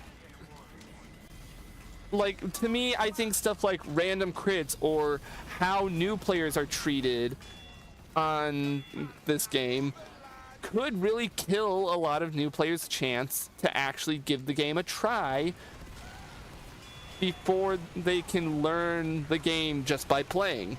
So I've been fiddling with a bit of a script for a video that would be a true beginner's guide. It would truly be written from the perspective of, you have never touched TF2 before, but maybe you watch the Meet the Team videos, or maybe you have some friends who play it, and you want to get into it, and you don't know what to do. This is where you would start. It would be a very beginner-friendly video of like, obviously, it would start off by being like, I assume you know what a first-person shooter is. I'm not going to sit here and explain your left click to shoot, you WASD to move, but it would go into stuff like, what is rocket jumping? What are the basic roles of each of the classes? You know, what counters what in a it would all be written in a very general sense. It wouldn't be like, oh, they're dead. I mean, they were robots, so it's not like they had souls, but like, oh, it's still, oh, I'm going to hell. If they were, I would go to hell if those were real players. It would be written with stuff like, as an engineer, here's what your buildings do and where the best place to put them. As spy, here are the best classes to go for, and here's like some general tips for disguises and when to go invisible and when to not be invisible, you know? It would just be a lot of general knowledge that, yes, you could pick up from playing the game for a while, but again, there's that roadblock of, if the game doesn't click right away or you have a bad first impression, you may not end up putting in that time. And of course, you could argue, oh, well, if they're not going to be willing to put up with that stuff, then maybe they didn't deserve to play and they wouldn't have fun in the first place. But I don't know. To me, I feel like there's the worry of, maybe if they did put in that time and play, they would find, oh my god, I love TF2 and it's one of my favorite games of all time. But they get that bad experience of the sweaty try-hard scout on their team is like, sniper, you missed all your shots, you knew, and you suck ass, and I hate you, and I'm gonna dox you, you know, shit like that, and it kills their intention of playing. I don't know how many situations like that have specifically happened, but I would definitely say, if I was treated super poorly when I first started playing, I was lucky enough to, when I first started playing, a lot of my early games were very chill, and I generally played on like 2 Fort and Hightower for a majority of my like beginner TF2 career. So, you know, it was in that slightly more chill environment. I'm gonna get a drink of water real quick while this round starts.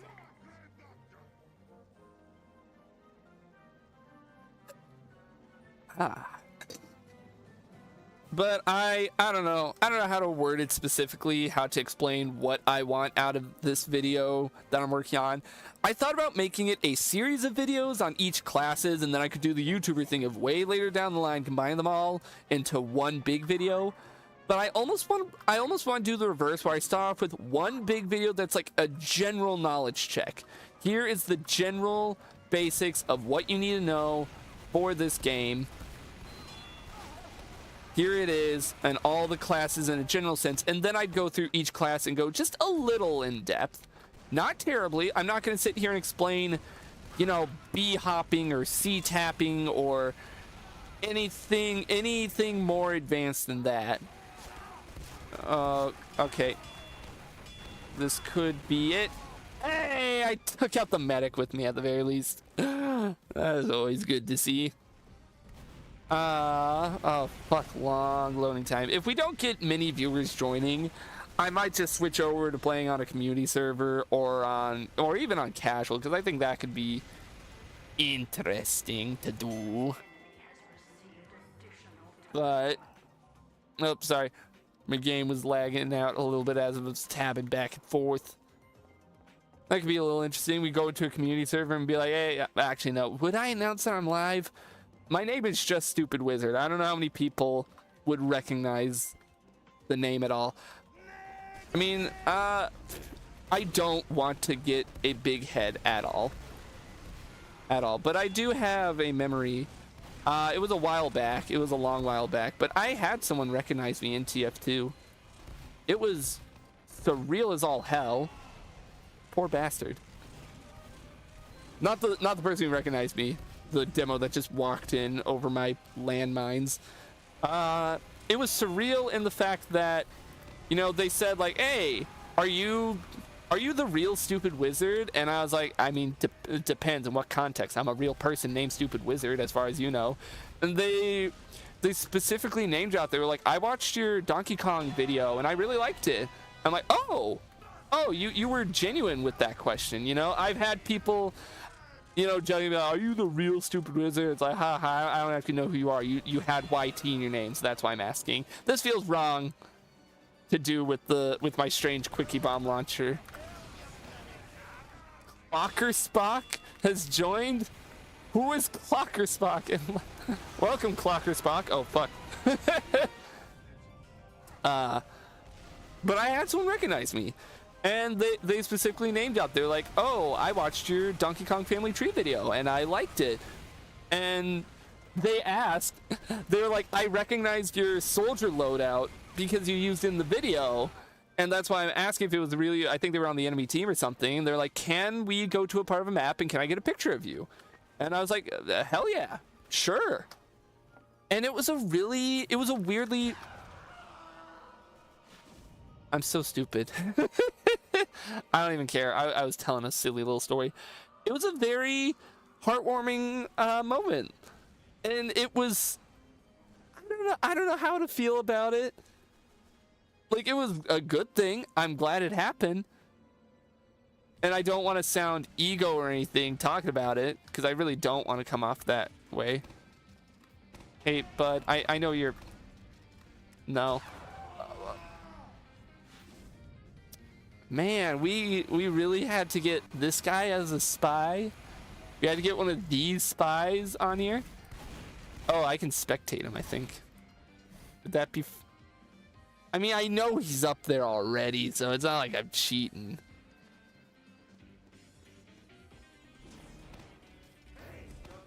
No.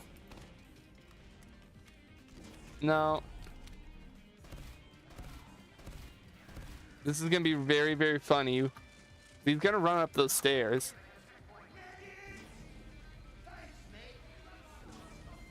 This is, I think it'd be really... Stop hiding? Are you stream peeking and that's why you're telling me to stop hiding? I'm not hiding, I'm being strategic. And also, I have lemmings for teammates with all the bots. I knew you were jumping down. I heard you. I just did not have the reaction time. Ah, who cares? Anyway, the point was, it was a neat moment of... I kind of had a solitary, singular thought bubble of, have I made it in some way or another as a creator? I had that, oh my god, someone recognized me moment. You know, some people that's a big thing, some people that's a small thing. To me, it was a neat thing. You goddamn son of a bitch. You know what? I'm actually quite impressed that you pulled that off. Where's any of my team? I see you. You're really banking off... Okay, you died right after. You're banking off my team being a bunch of lemmings you can backstab. But you know what? Yeah, GG's. Good shit. You did good. Clocker Spock. That's an amazing name. I'm a good sport. I'll just say GG's. I think I'm gonna change up the map though. Let me I didn't mean to open that.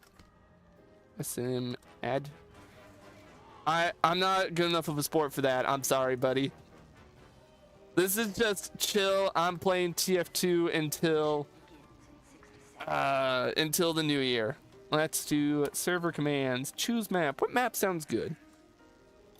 What sounds good to play on right about now? I don't really want to do a control point. Do I want to do a King of the Hill? I think Sawmill, Swiftwater. Fuck it, sure. If I have it on here. I might not. I don't. Oh, I do. I do. All right, and let me tab over to my remote desktop connection to the server to make sure that it's actually going to change maps all right, because I remember having problems when I streamed TF2 a while back. Anytime I switched maps, it acted up a little bit. I think we're good? Question mark? I don't even know what to continue talking about and saying. I was yapping about, oh, I had someone recognize me on stream. Yeah, I don't know. I don't even know where that conversation stemmed from.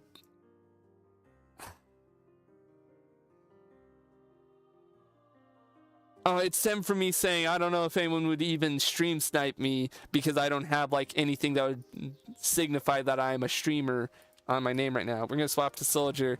Ignore the Bones loadout. Just don't pay no attention to the Bones loadout. Pay no attention to the man operating the Bones suit. We're pulling out old reliable.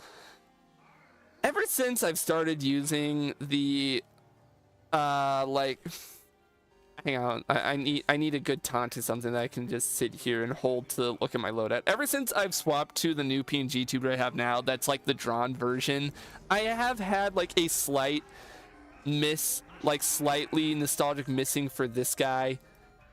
Because for those who aren't knowers, my PNG tuber, my like online persona used to just dead ass be an SFM render of my soldier. I should probably watch chat in case I say anything. Just dead ass used to be a render of my soldier that I would use both in videos and on streams. But then I want to say around August, it was around the time that I took the break from YouTube because they were making shitty choices. I hate how the director's vision looks on Soldier. It looks less like I'm doing the thing and I'm just doing that. I don't like that. Anyways, around that time is when I kind of reflected. It's like, do I really want to be just known as the guy who's just a purple soldier? I already get enough accusations of, oh my god, are you just lazy purple? Coming for you. Good luck with that. Oh god, why did my game stutter?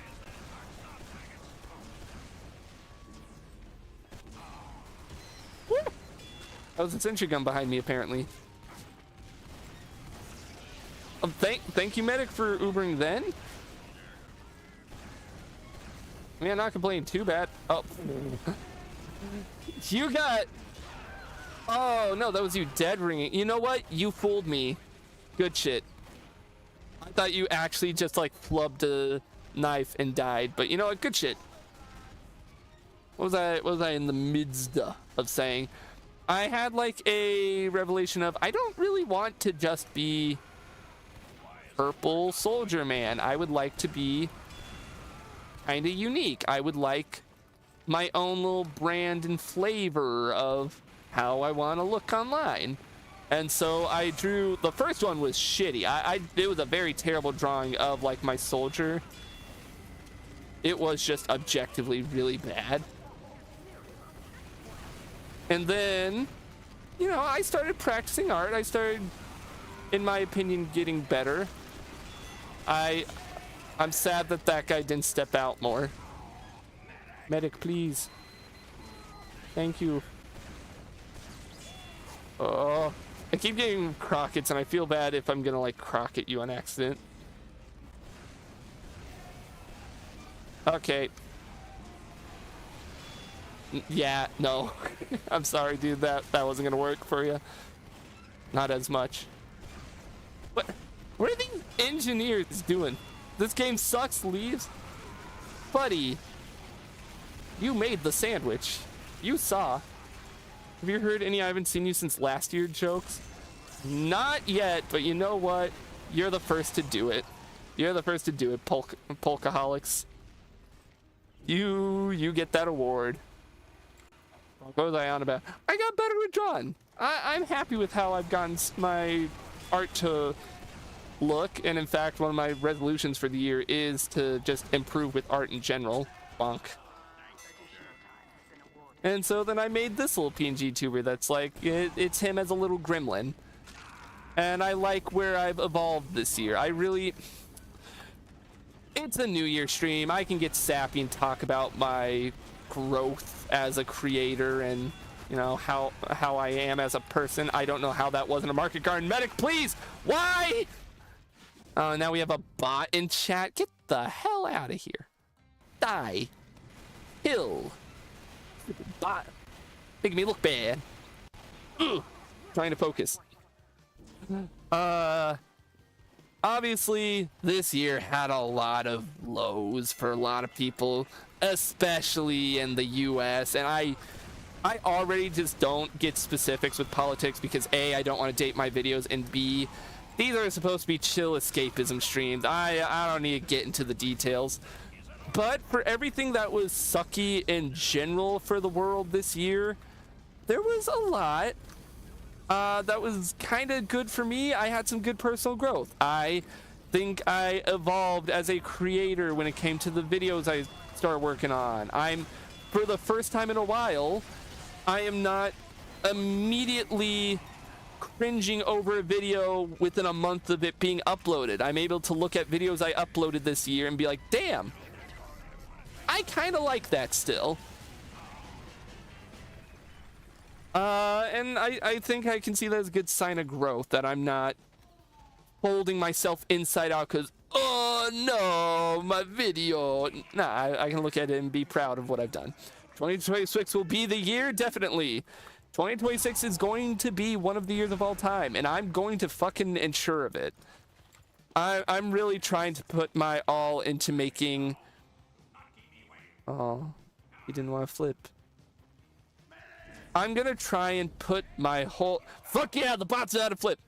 Anyways, I'm gonna put my whole fucking with the sea into making this year the best for my mental health, for my social life, trying really damn hard to get back in touch with some old friends, make some new friends, shit like that. That sounds lame and cringe. Oh, I wanted to make friends and play video games. No, I don't care. I'm cringe. I'm free. Very weird way to phrase that.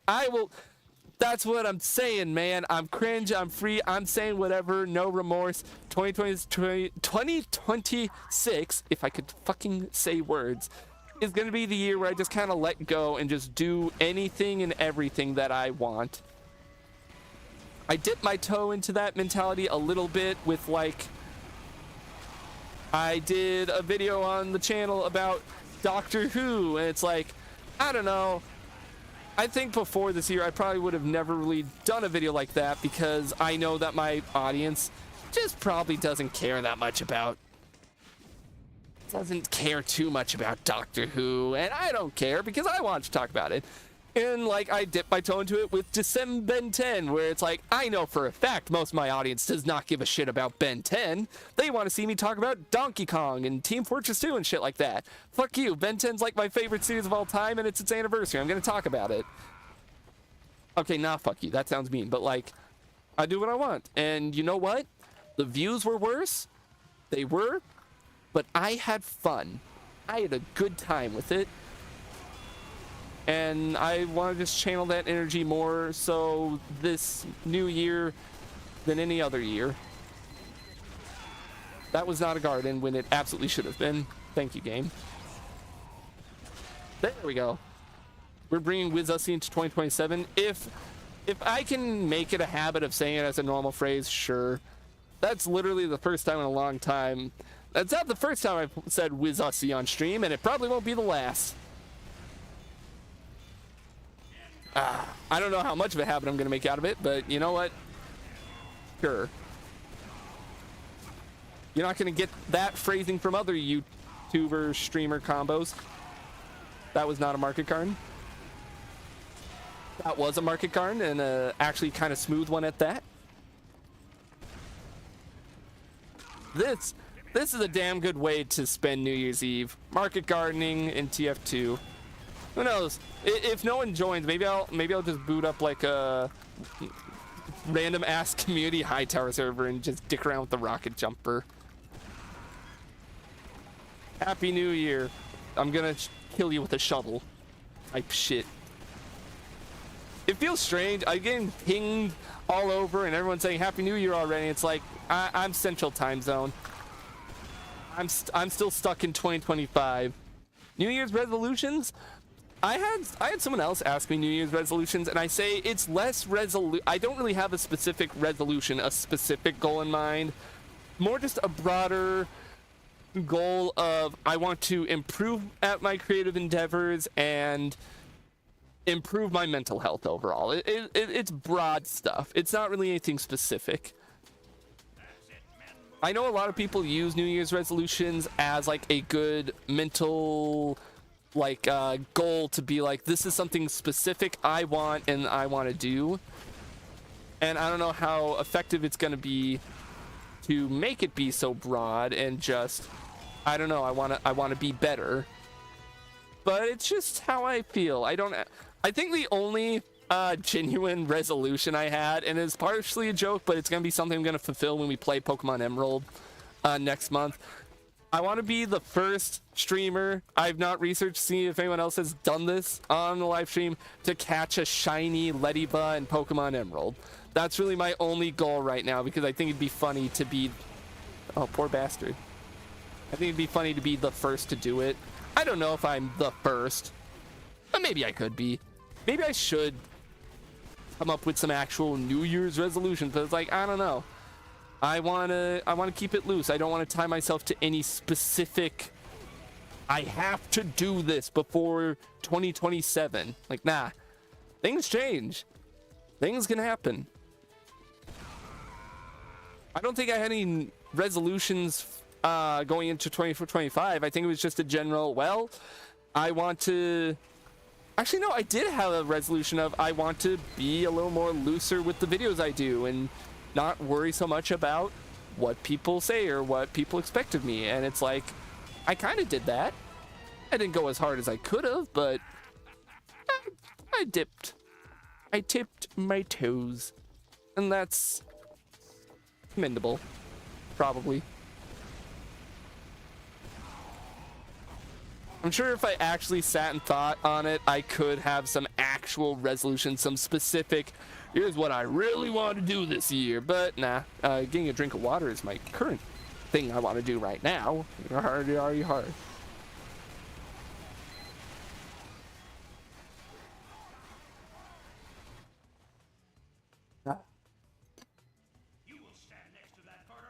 You know what? I'll throw the question back at you, Pokeholics.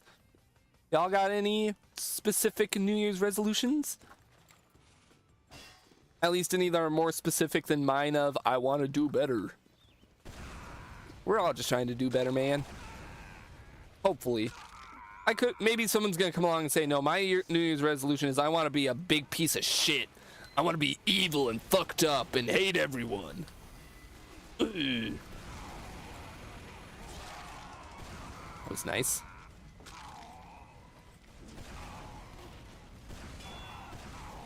What is this teleport? Oh, I'm locked. I broke my knee landing on him. My New Year's resolution is stop geeking out about peanuts to people who don't care. I mean, my take would be, I say you geek out all you want, brother or sister, whatever you are. Be free. But if that's your prerogative, if that's your resolution to control a little more, then, you know what, I hope you do well. Or at the very least, I hope, you know what, I'll spin it in a positive way. I hope you find people who want, I hope you find more people who want to hear you geek out about peanuts. And who do care. There we go. Spun around to be positive while still respecting your resolution. Alright. I might just swap to Trollger loadout because I'm having way more fun doing Trollger thing. Oh, he's dead. Okay. Nah, I didn't hit the B-hop. I'm cringe. I'm not that good at the video game. Oh no, the medic left me. It's fine. Can I get there, medic?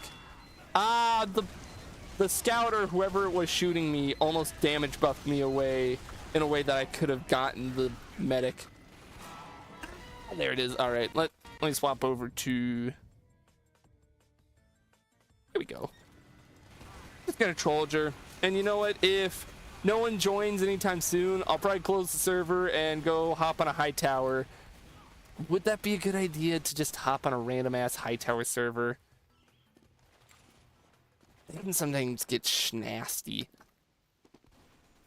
Talked about before, a few years back, I used to moderate for a 2-fort server, and that got yikes at times.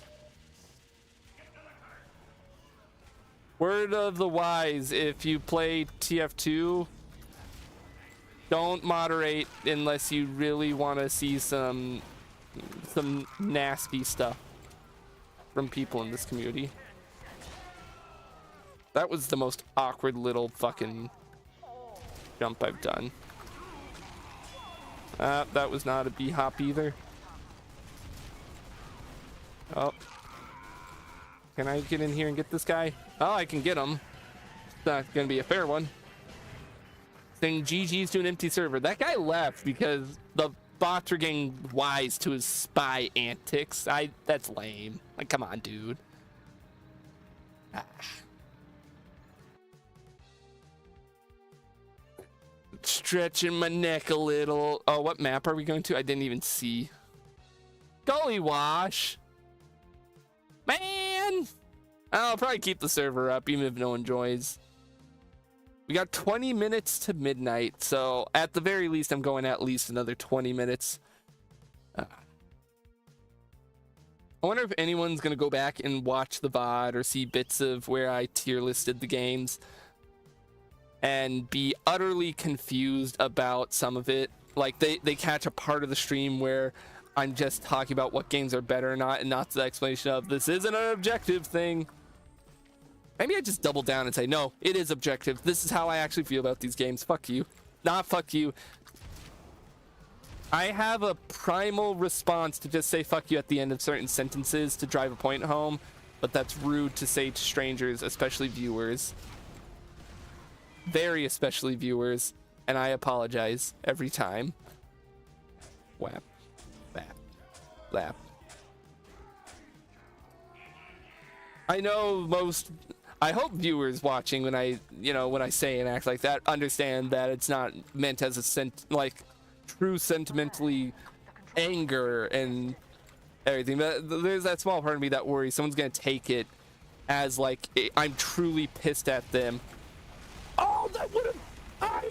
God, I'm gonna piss. That would have been the coolest fucking garden ever. I don't even care if it's like bot on bot violence type shit. That would have been. Oh, it was right there. I could have landed it. That would have been insane. He was launched in the air from the pyro. Missed opportunity. I'm not gonna forgive myself for a very, very long time.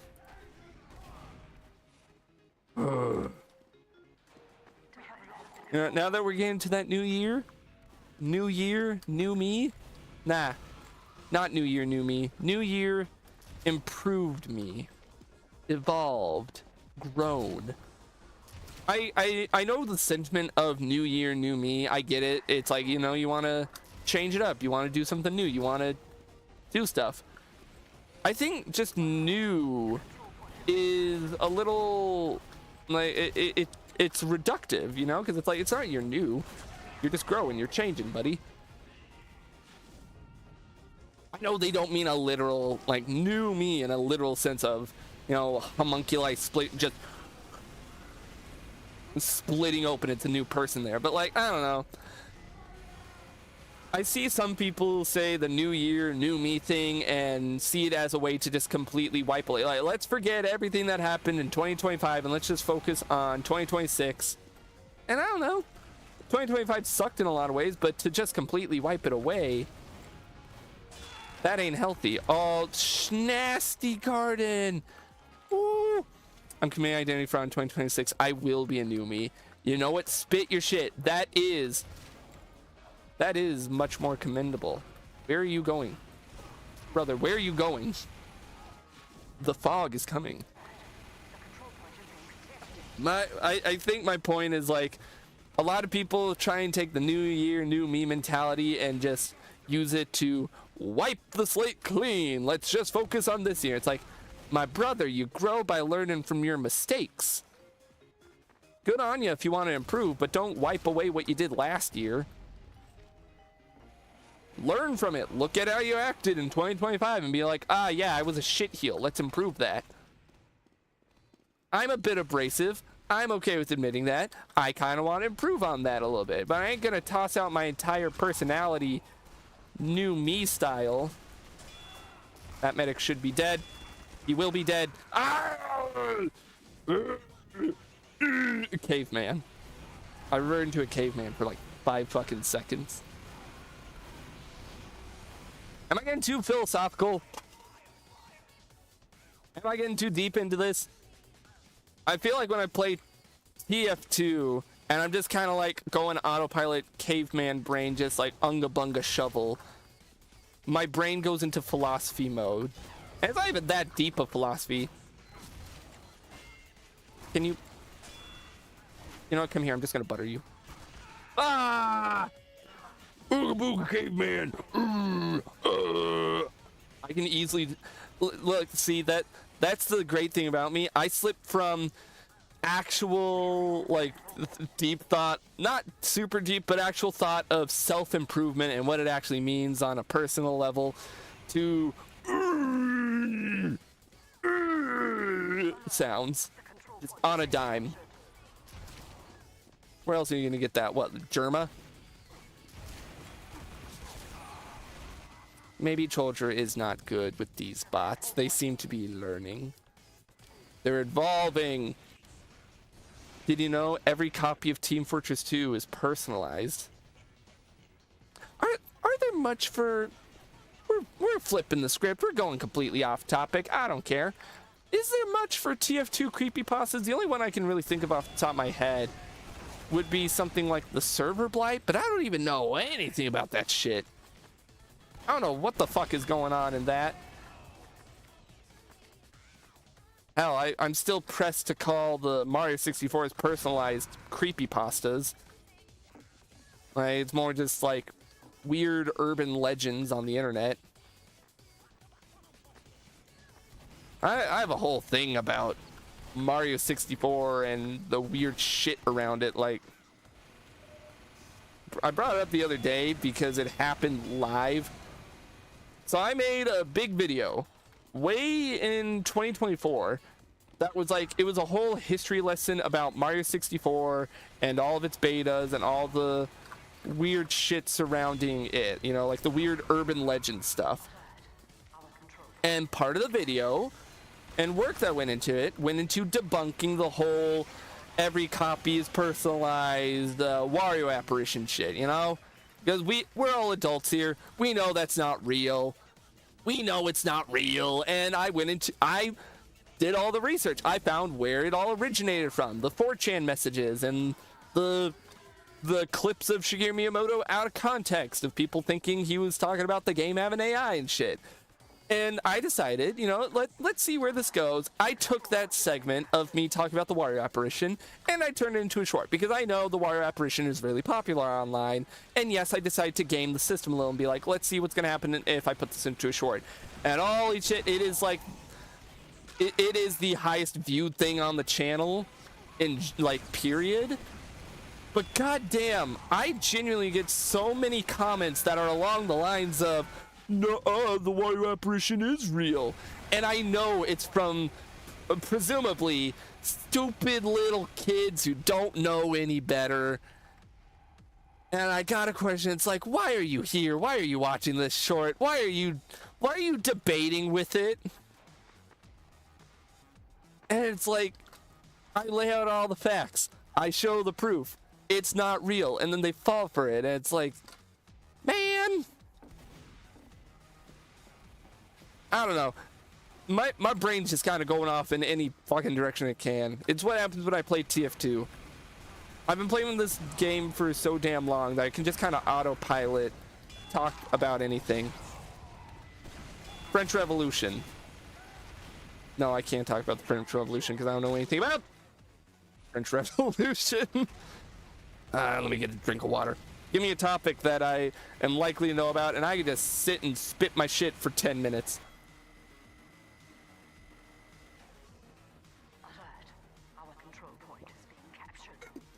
Viva la revolution! Why do I keep trying to pull out the controller? No, we're mouse and keyboard today. Viva la revolution! Hey,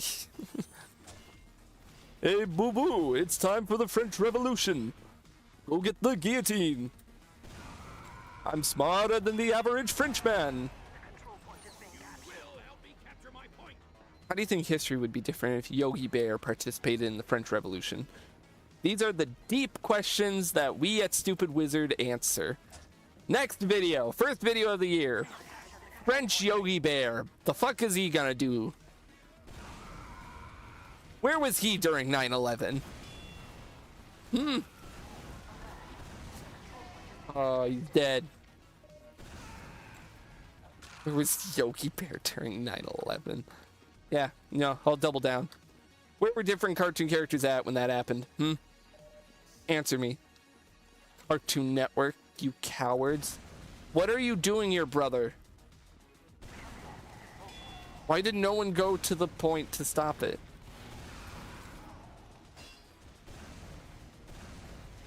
Where is he going? Where? The demo is dead.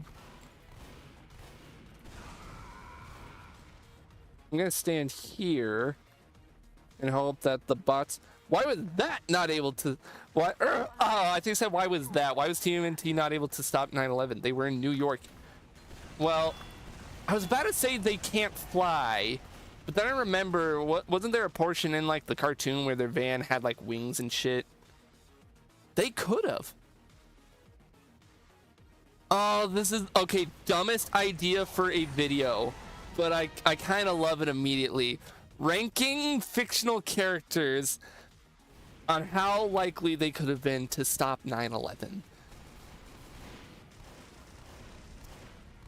I'm gonna put that on the list of future video ideas. That sounds so stupid, but I kind of love it nonetheless. So I'm gonna open up. Look, it's my stream. It's my New Year stream. We're gonna go to my personal favorite map to wrap up because we got 8 minutes left, and I know for a fact with this map we're gonna be here for some time. We're going to Thunder Mountain. We're going to the Rage and Thunder, the Roar and Thunder, all that shit. We're going to Thunder Mountain. It needs to happen. I'll put it on the here. I'll give the exclusive scoop. I have a list of random video ideas that I want to do. I talked about it earlier. I want to do early in the new year. I want to do a big old TF2 beginner's guide video that aims to introduce players to the games without like overloading it with knowledge that they don't really need. A lot of TF2 tutorials don't really account for the fact that most players don't know what a C-tap is.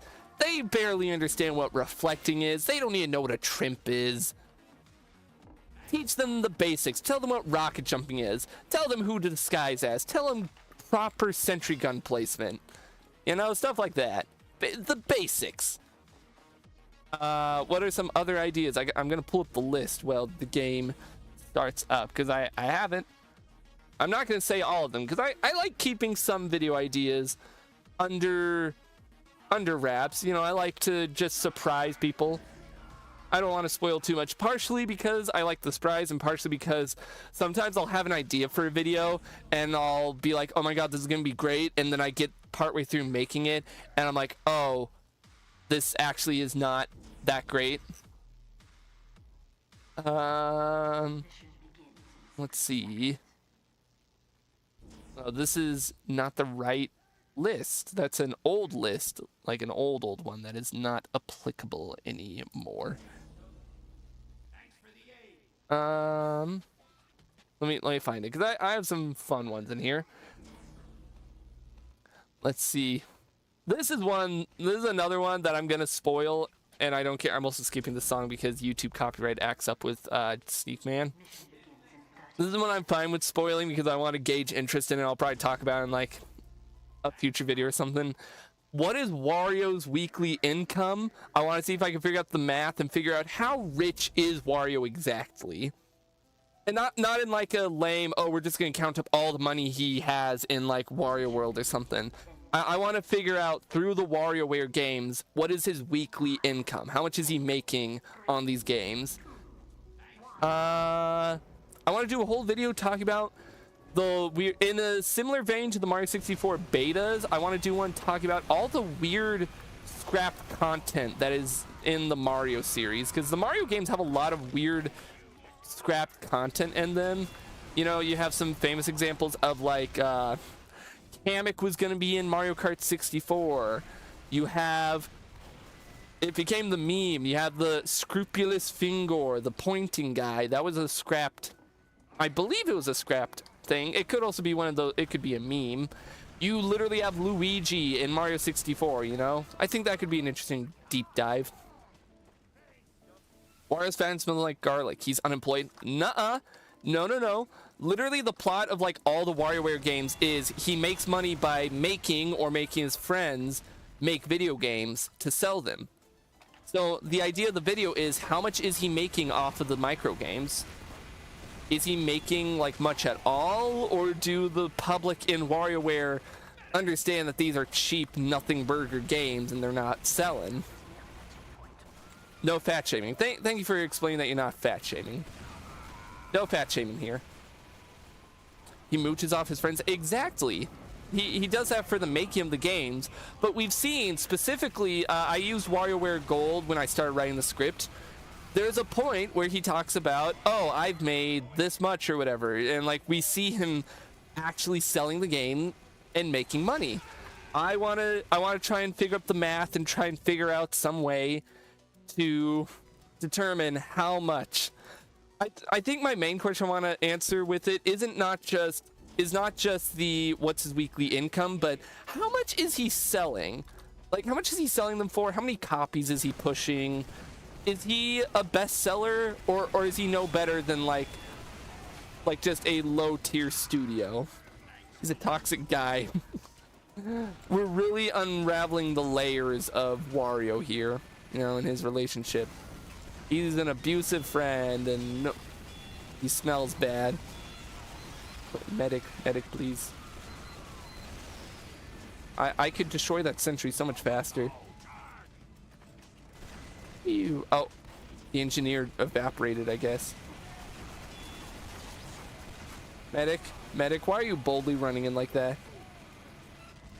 That's another random ass video idea I've had. I want to do one talking about it.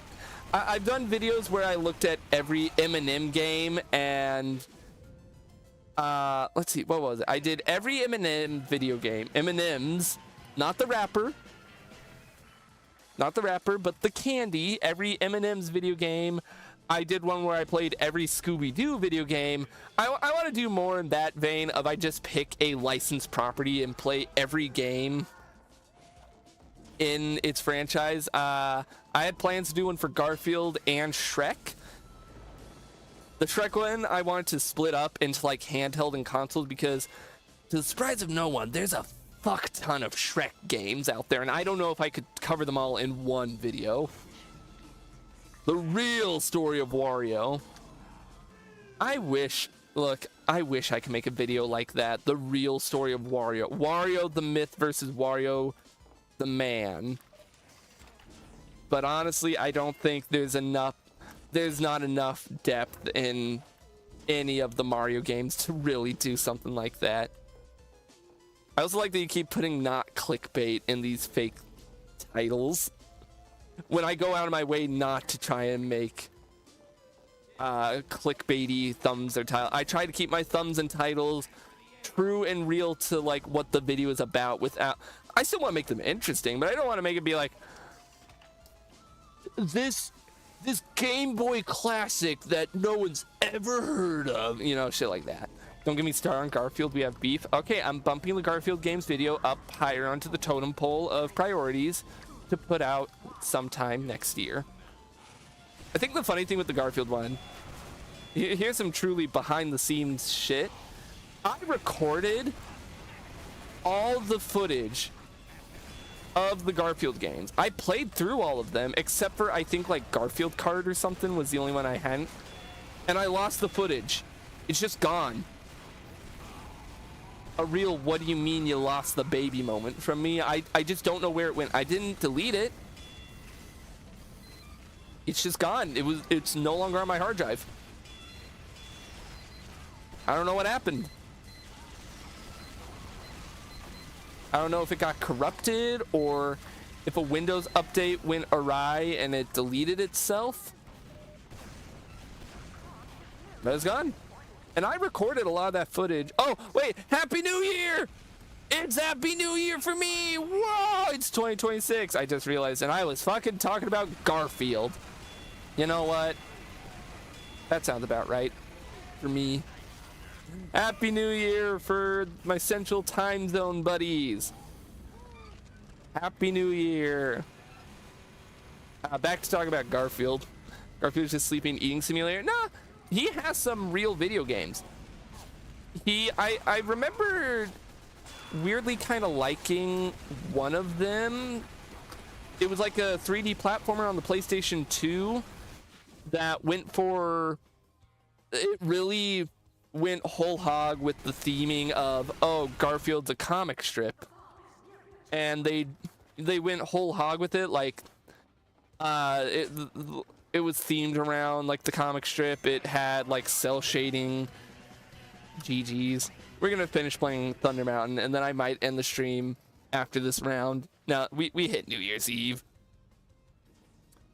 It did this fun cute thing, I remember, where whenever there was a lot of like fixed camera angles, but whenever it needed to show two things on screen at once, it would literally split the camera and like have a comic strip border between the two views.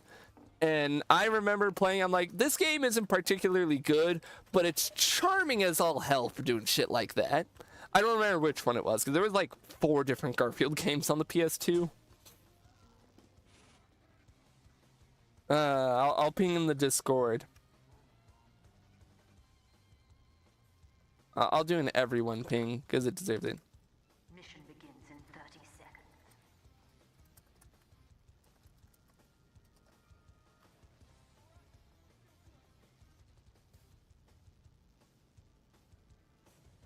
That's cool. Garfield still sucks, though. Oh, no, I'm not particularly fond of the comics or anything. But, like, the game itself was cool. Sorry, I was typing. Whoop. I was typing in the Discord server. Figured it would be appropriate to at everyone and be like, Happy New Year from Central Time Zone. I'm glad the bot knows to automatically pop when I say medic. Alright. Alright. There we go. Medic down. I did it. I'm the gamer. Where is red team? Oh, there's some of red team. That could have been a good garden. That could have been a good garden. But it wasn't. I think that guy blew himself up. That could have been a bee hop. All right, I'm going for that medic. Never mind. Never mind. Mistakes have been made. Get out of here. I'm running away. What are you doing down here, bud? What was the goal? Where'd that red medic that I just saw go? Oh, he's over here. Where is he? I'm so low, I shouldn't be going in for this. And yet I am. I should not be alive. That demo definitely should have gotten me. Oh no. Oh no. Wait, where'd he go? Oh! That was an Uber. No, thank you. Actually, wait, it should be over now, right? Yeah. Ah, they're in the tunnel. I can't go for a garden there. What are you doing here? These bots. I've said before when I'm shooting the game, Valve bots are so strange. I don't get what their prerogative is. I don't understand what they were programmed for and how they understand what they're doing or any of that shit. I don't get it. But it's interesting and it's funny.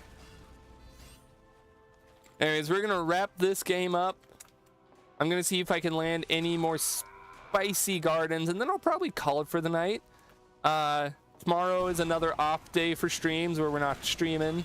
But then Friday night, I wrote down somewhere what I have planned for the first stream of 2026, and I don't remember. My brain is aging to dust. That medic lives, I guess. Nope, he doesn't.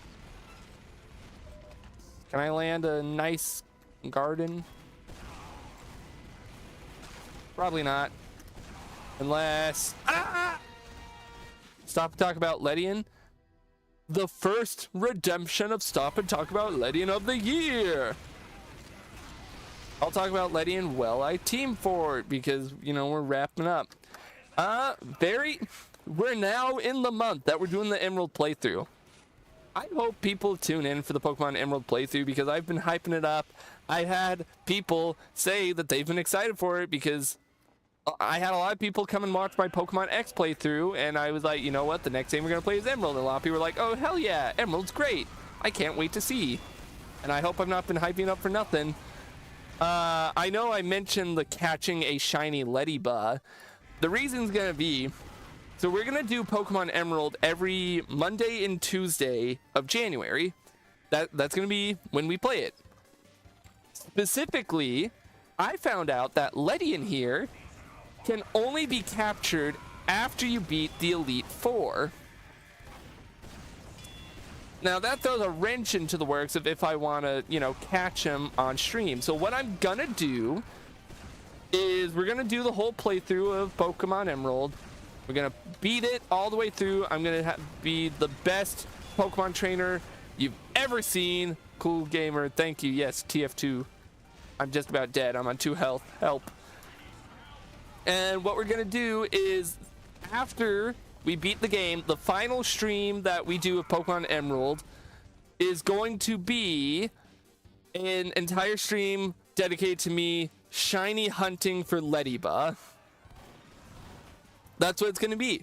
A shiny hunting stream for Leddyba specifically, because I found out you can only capture a Leddyba in the Safari Zone after you beat the Elite Four. I don't know why he is one of the few Pokemon that is locked out behind post-game content.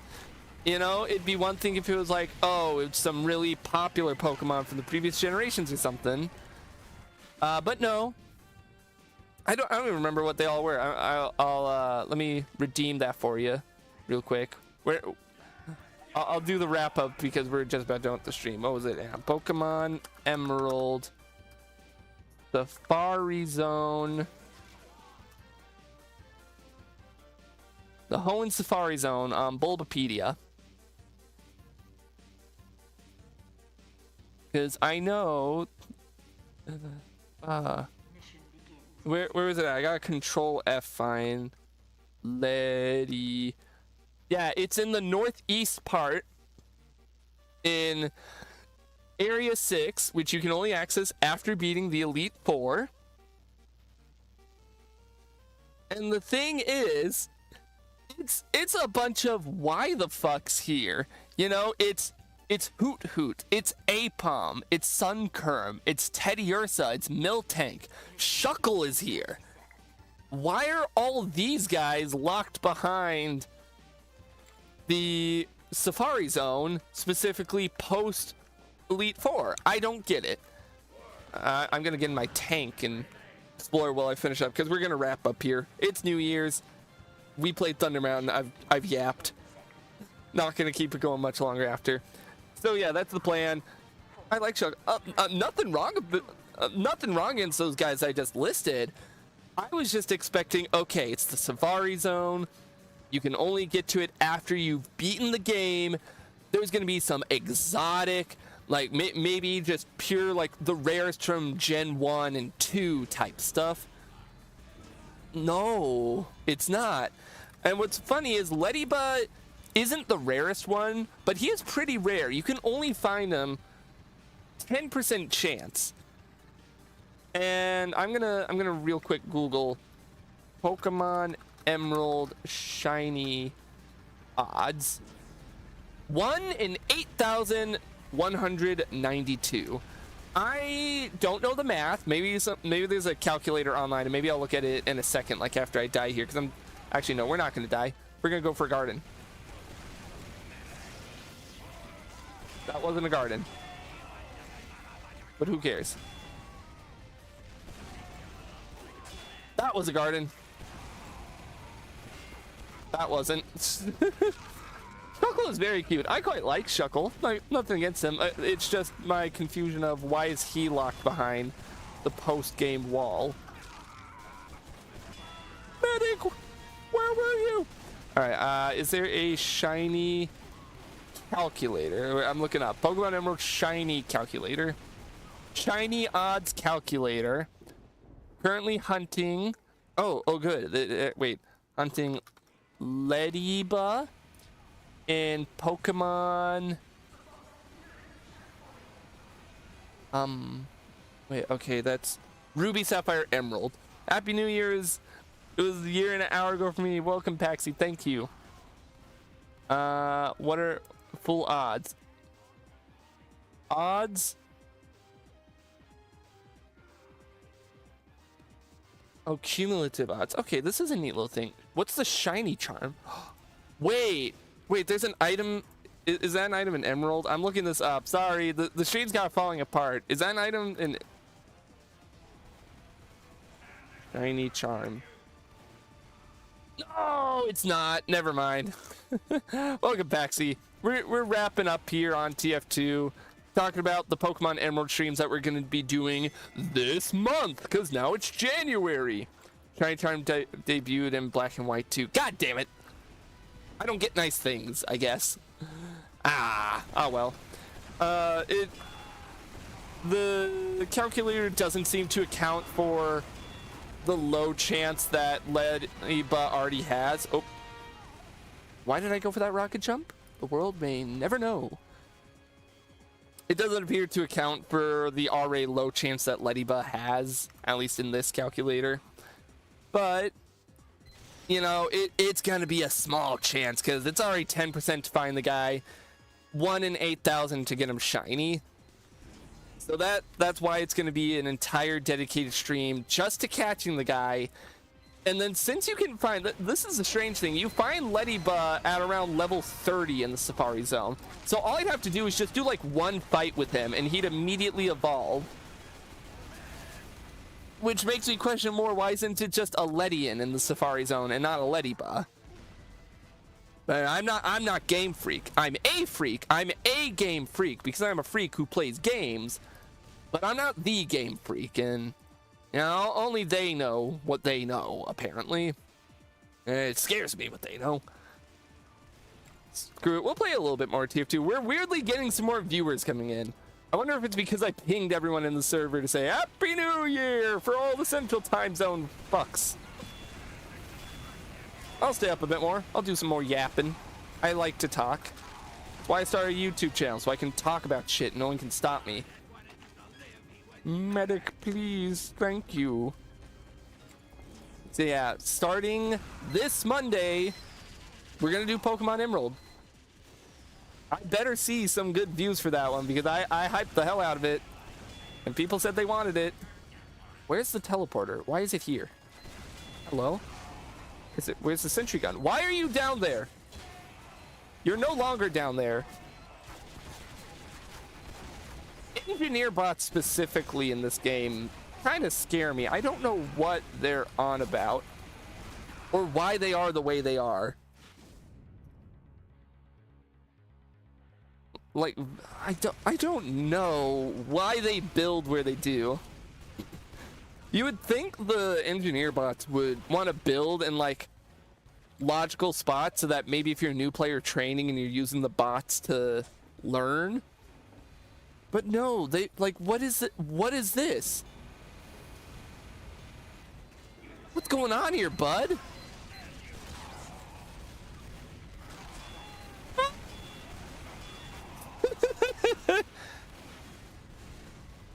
I bet if I timed that better, I could have definitely gotten a garden off of the guy launching me. Hang on, let me get a drink of water real quick. Hydrate. It's the new guys. First drink of water, I think, in the new year.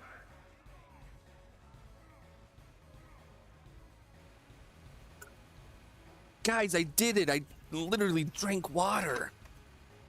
I want to land one garden before I end. You know, to say, hey, first garden of the year, 2026, man. We're here. Stay hydrated. That's what that is what I'm telling people all the time. Nope. Not quite. Wait. Nope, not quite either.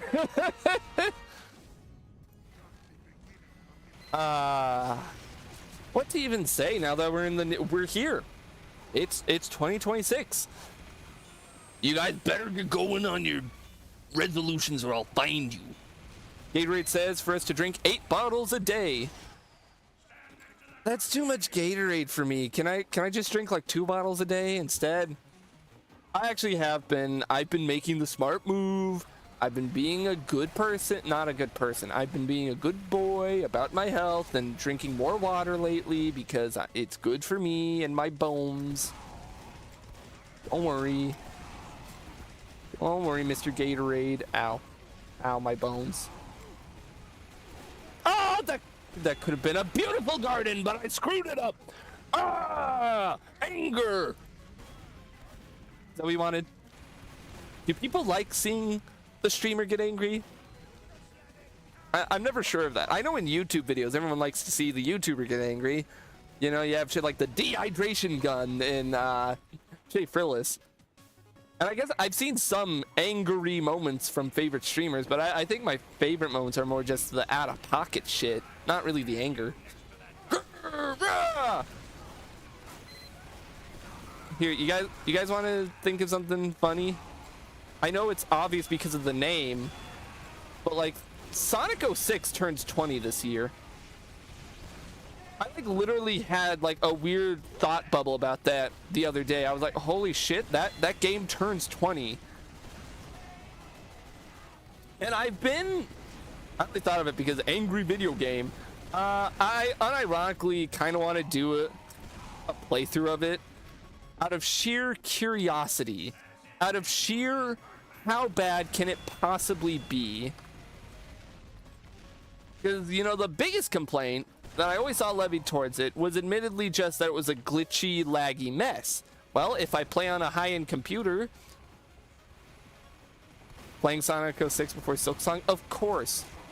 Priorities, man. Is what I already said. We got strong priorities. I kind of want to play it, whether it be for video or for live streams, just to see, okay, if I play this on a device that is capable of handling it and it's not going to be laggy, aside from glitches that I can't control, how bad is this? is this a case of we all overhated it? Is there a reason? Like, it's probably not a good game. I'm not sitting here saying I'm gonna go into it thinking, oh yeah, it's gonna be a great time or anything like that. I fully know it's probably not gonna be that great. But I am a gamer who is more, you know, willing to give games a shot despite their reputation. I'm not gonna parrot opinions. I'm going to formulate my own. That's why whenever I talk about a game I've not played, I always make sure to hardcore preface with, I haven't played, but I have heard blank. Because I don't want to be taken out of context or have people think that I, you know, am being truthful and that this is my actual opinion on XYZ. Because I am not one to form baseless opinions like that. Alright, someone's going to come through this any second now.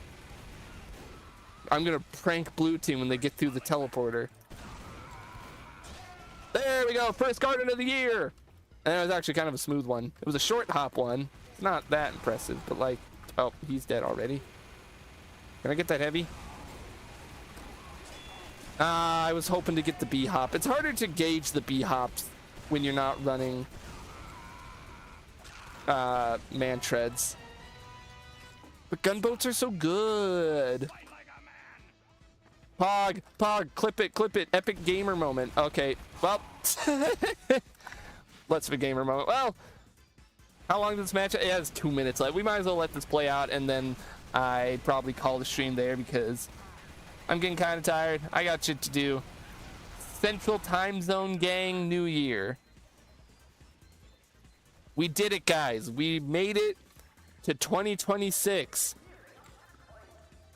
2016 was 10 years ago. Do you feel old yet? Are you withering away? God damn, random crits. Are you withering away into a husk as I am now? Oh wait, actually, I have the perfect gift to send in the Discord, everyone. Oh wait, I'm gonna put it for anyone here who's in the Discord. For anyone here who's in the Discord, I'm gonna put this GIF into the announcements channel if I can find it. Here we go. Dumbest fucking GIF I own. Okay, maybe not the dumbest, but one of my personal favorites. Stop making me feel old. No, god damn it! Why'd you let him cap, team? I was sending a funny GIF. GG's to all the bots. All right. Yeah, we're gonna go ahead and wrap it up and call it here, everyone. Thank you everyone for tuning in. I can't believe I've been streaming since last year. Cue the laugh track. Cue. Hang on. I can't believe I've been streaming since last year.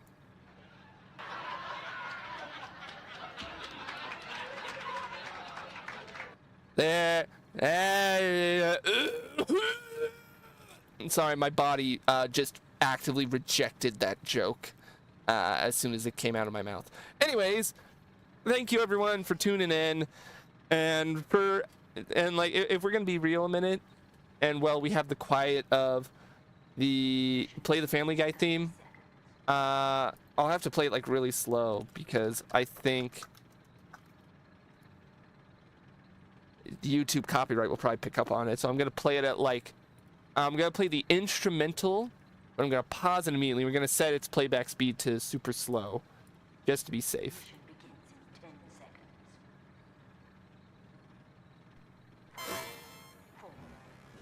But pick weapon I have to get a kill with? No, I'm ending the stream. How do I? No. How do I reject? Reject and refund points. Nope. Sorry, Paxi. Nope, I refunded. You're supposed to tell me what weapon in chat afterwards. My bad, but don't, because we're getting ready to end the stream. I wanted to take a genuine moment to say thank you everyone who has been sticking by me this past year.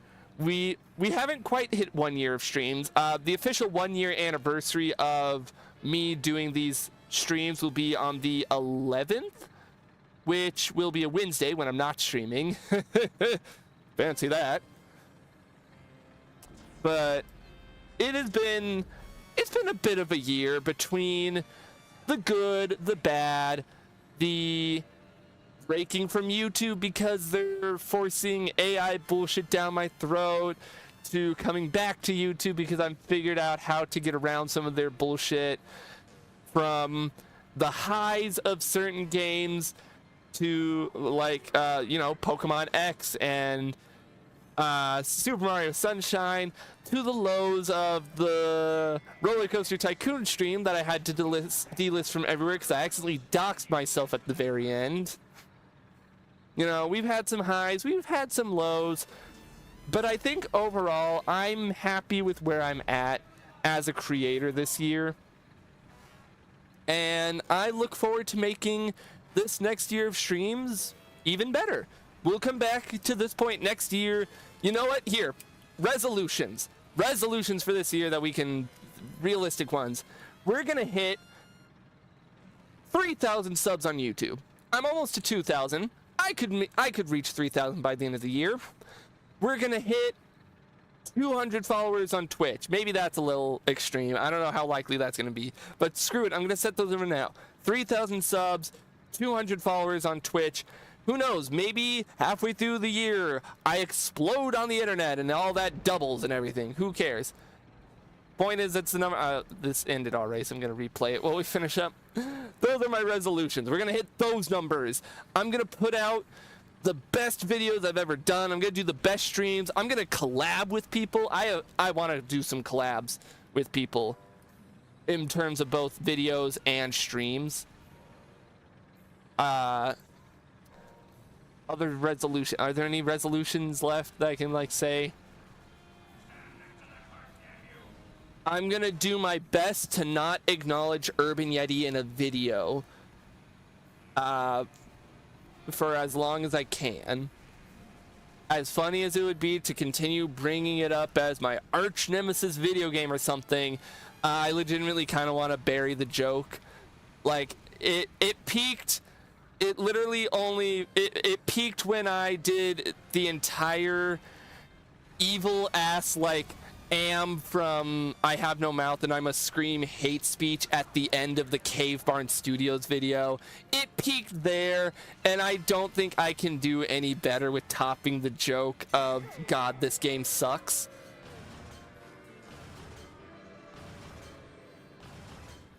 Am mentioned, yeah.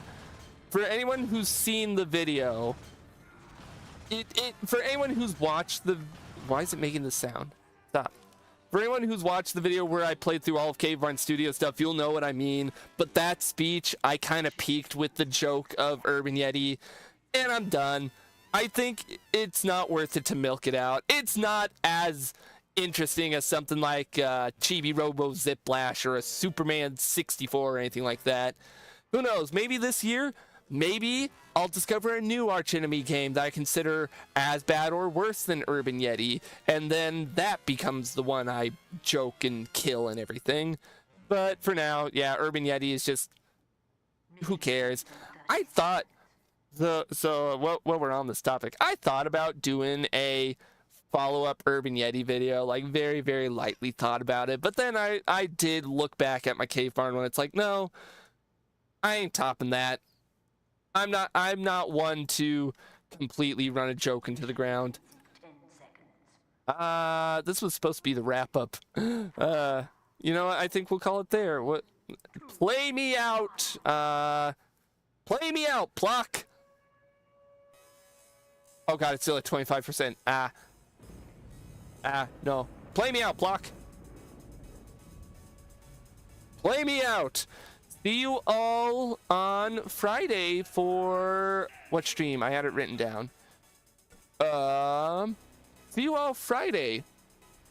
Oh, I had it written down to do Super Mario 64 Retro Achievement Hunting, but I may change that to a different game. So tune in Friday for whatever the hell I have planned there. It's probably going to be Retro Achievement Hunting in general because I really like retro achievements, and my brain is a cube. Tune in then. And until next time, And this is the first time, guys, we get to do the outro for the first time this year. I haven't done the outro since last year. My body is disintegrating trying to make these jokes. Please help. And until next time, folks, it's the same stupid wizard you love. It's the same channel you love. I've been your host for the evening, and I hope y'all have a wonderful new year. Thank you, everyone, for watching and for sticking by. I'll see you all next time, hopefully. Let's make this a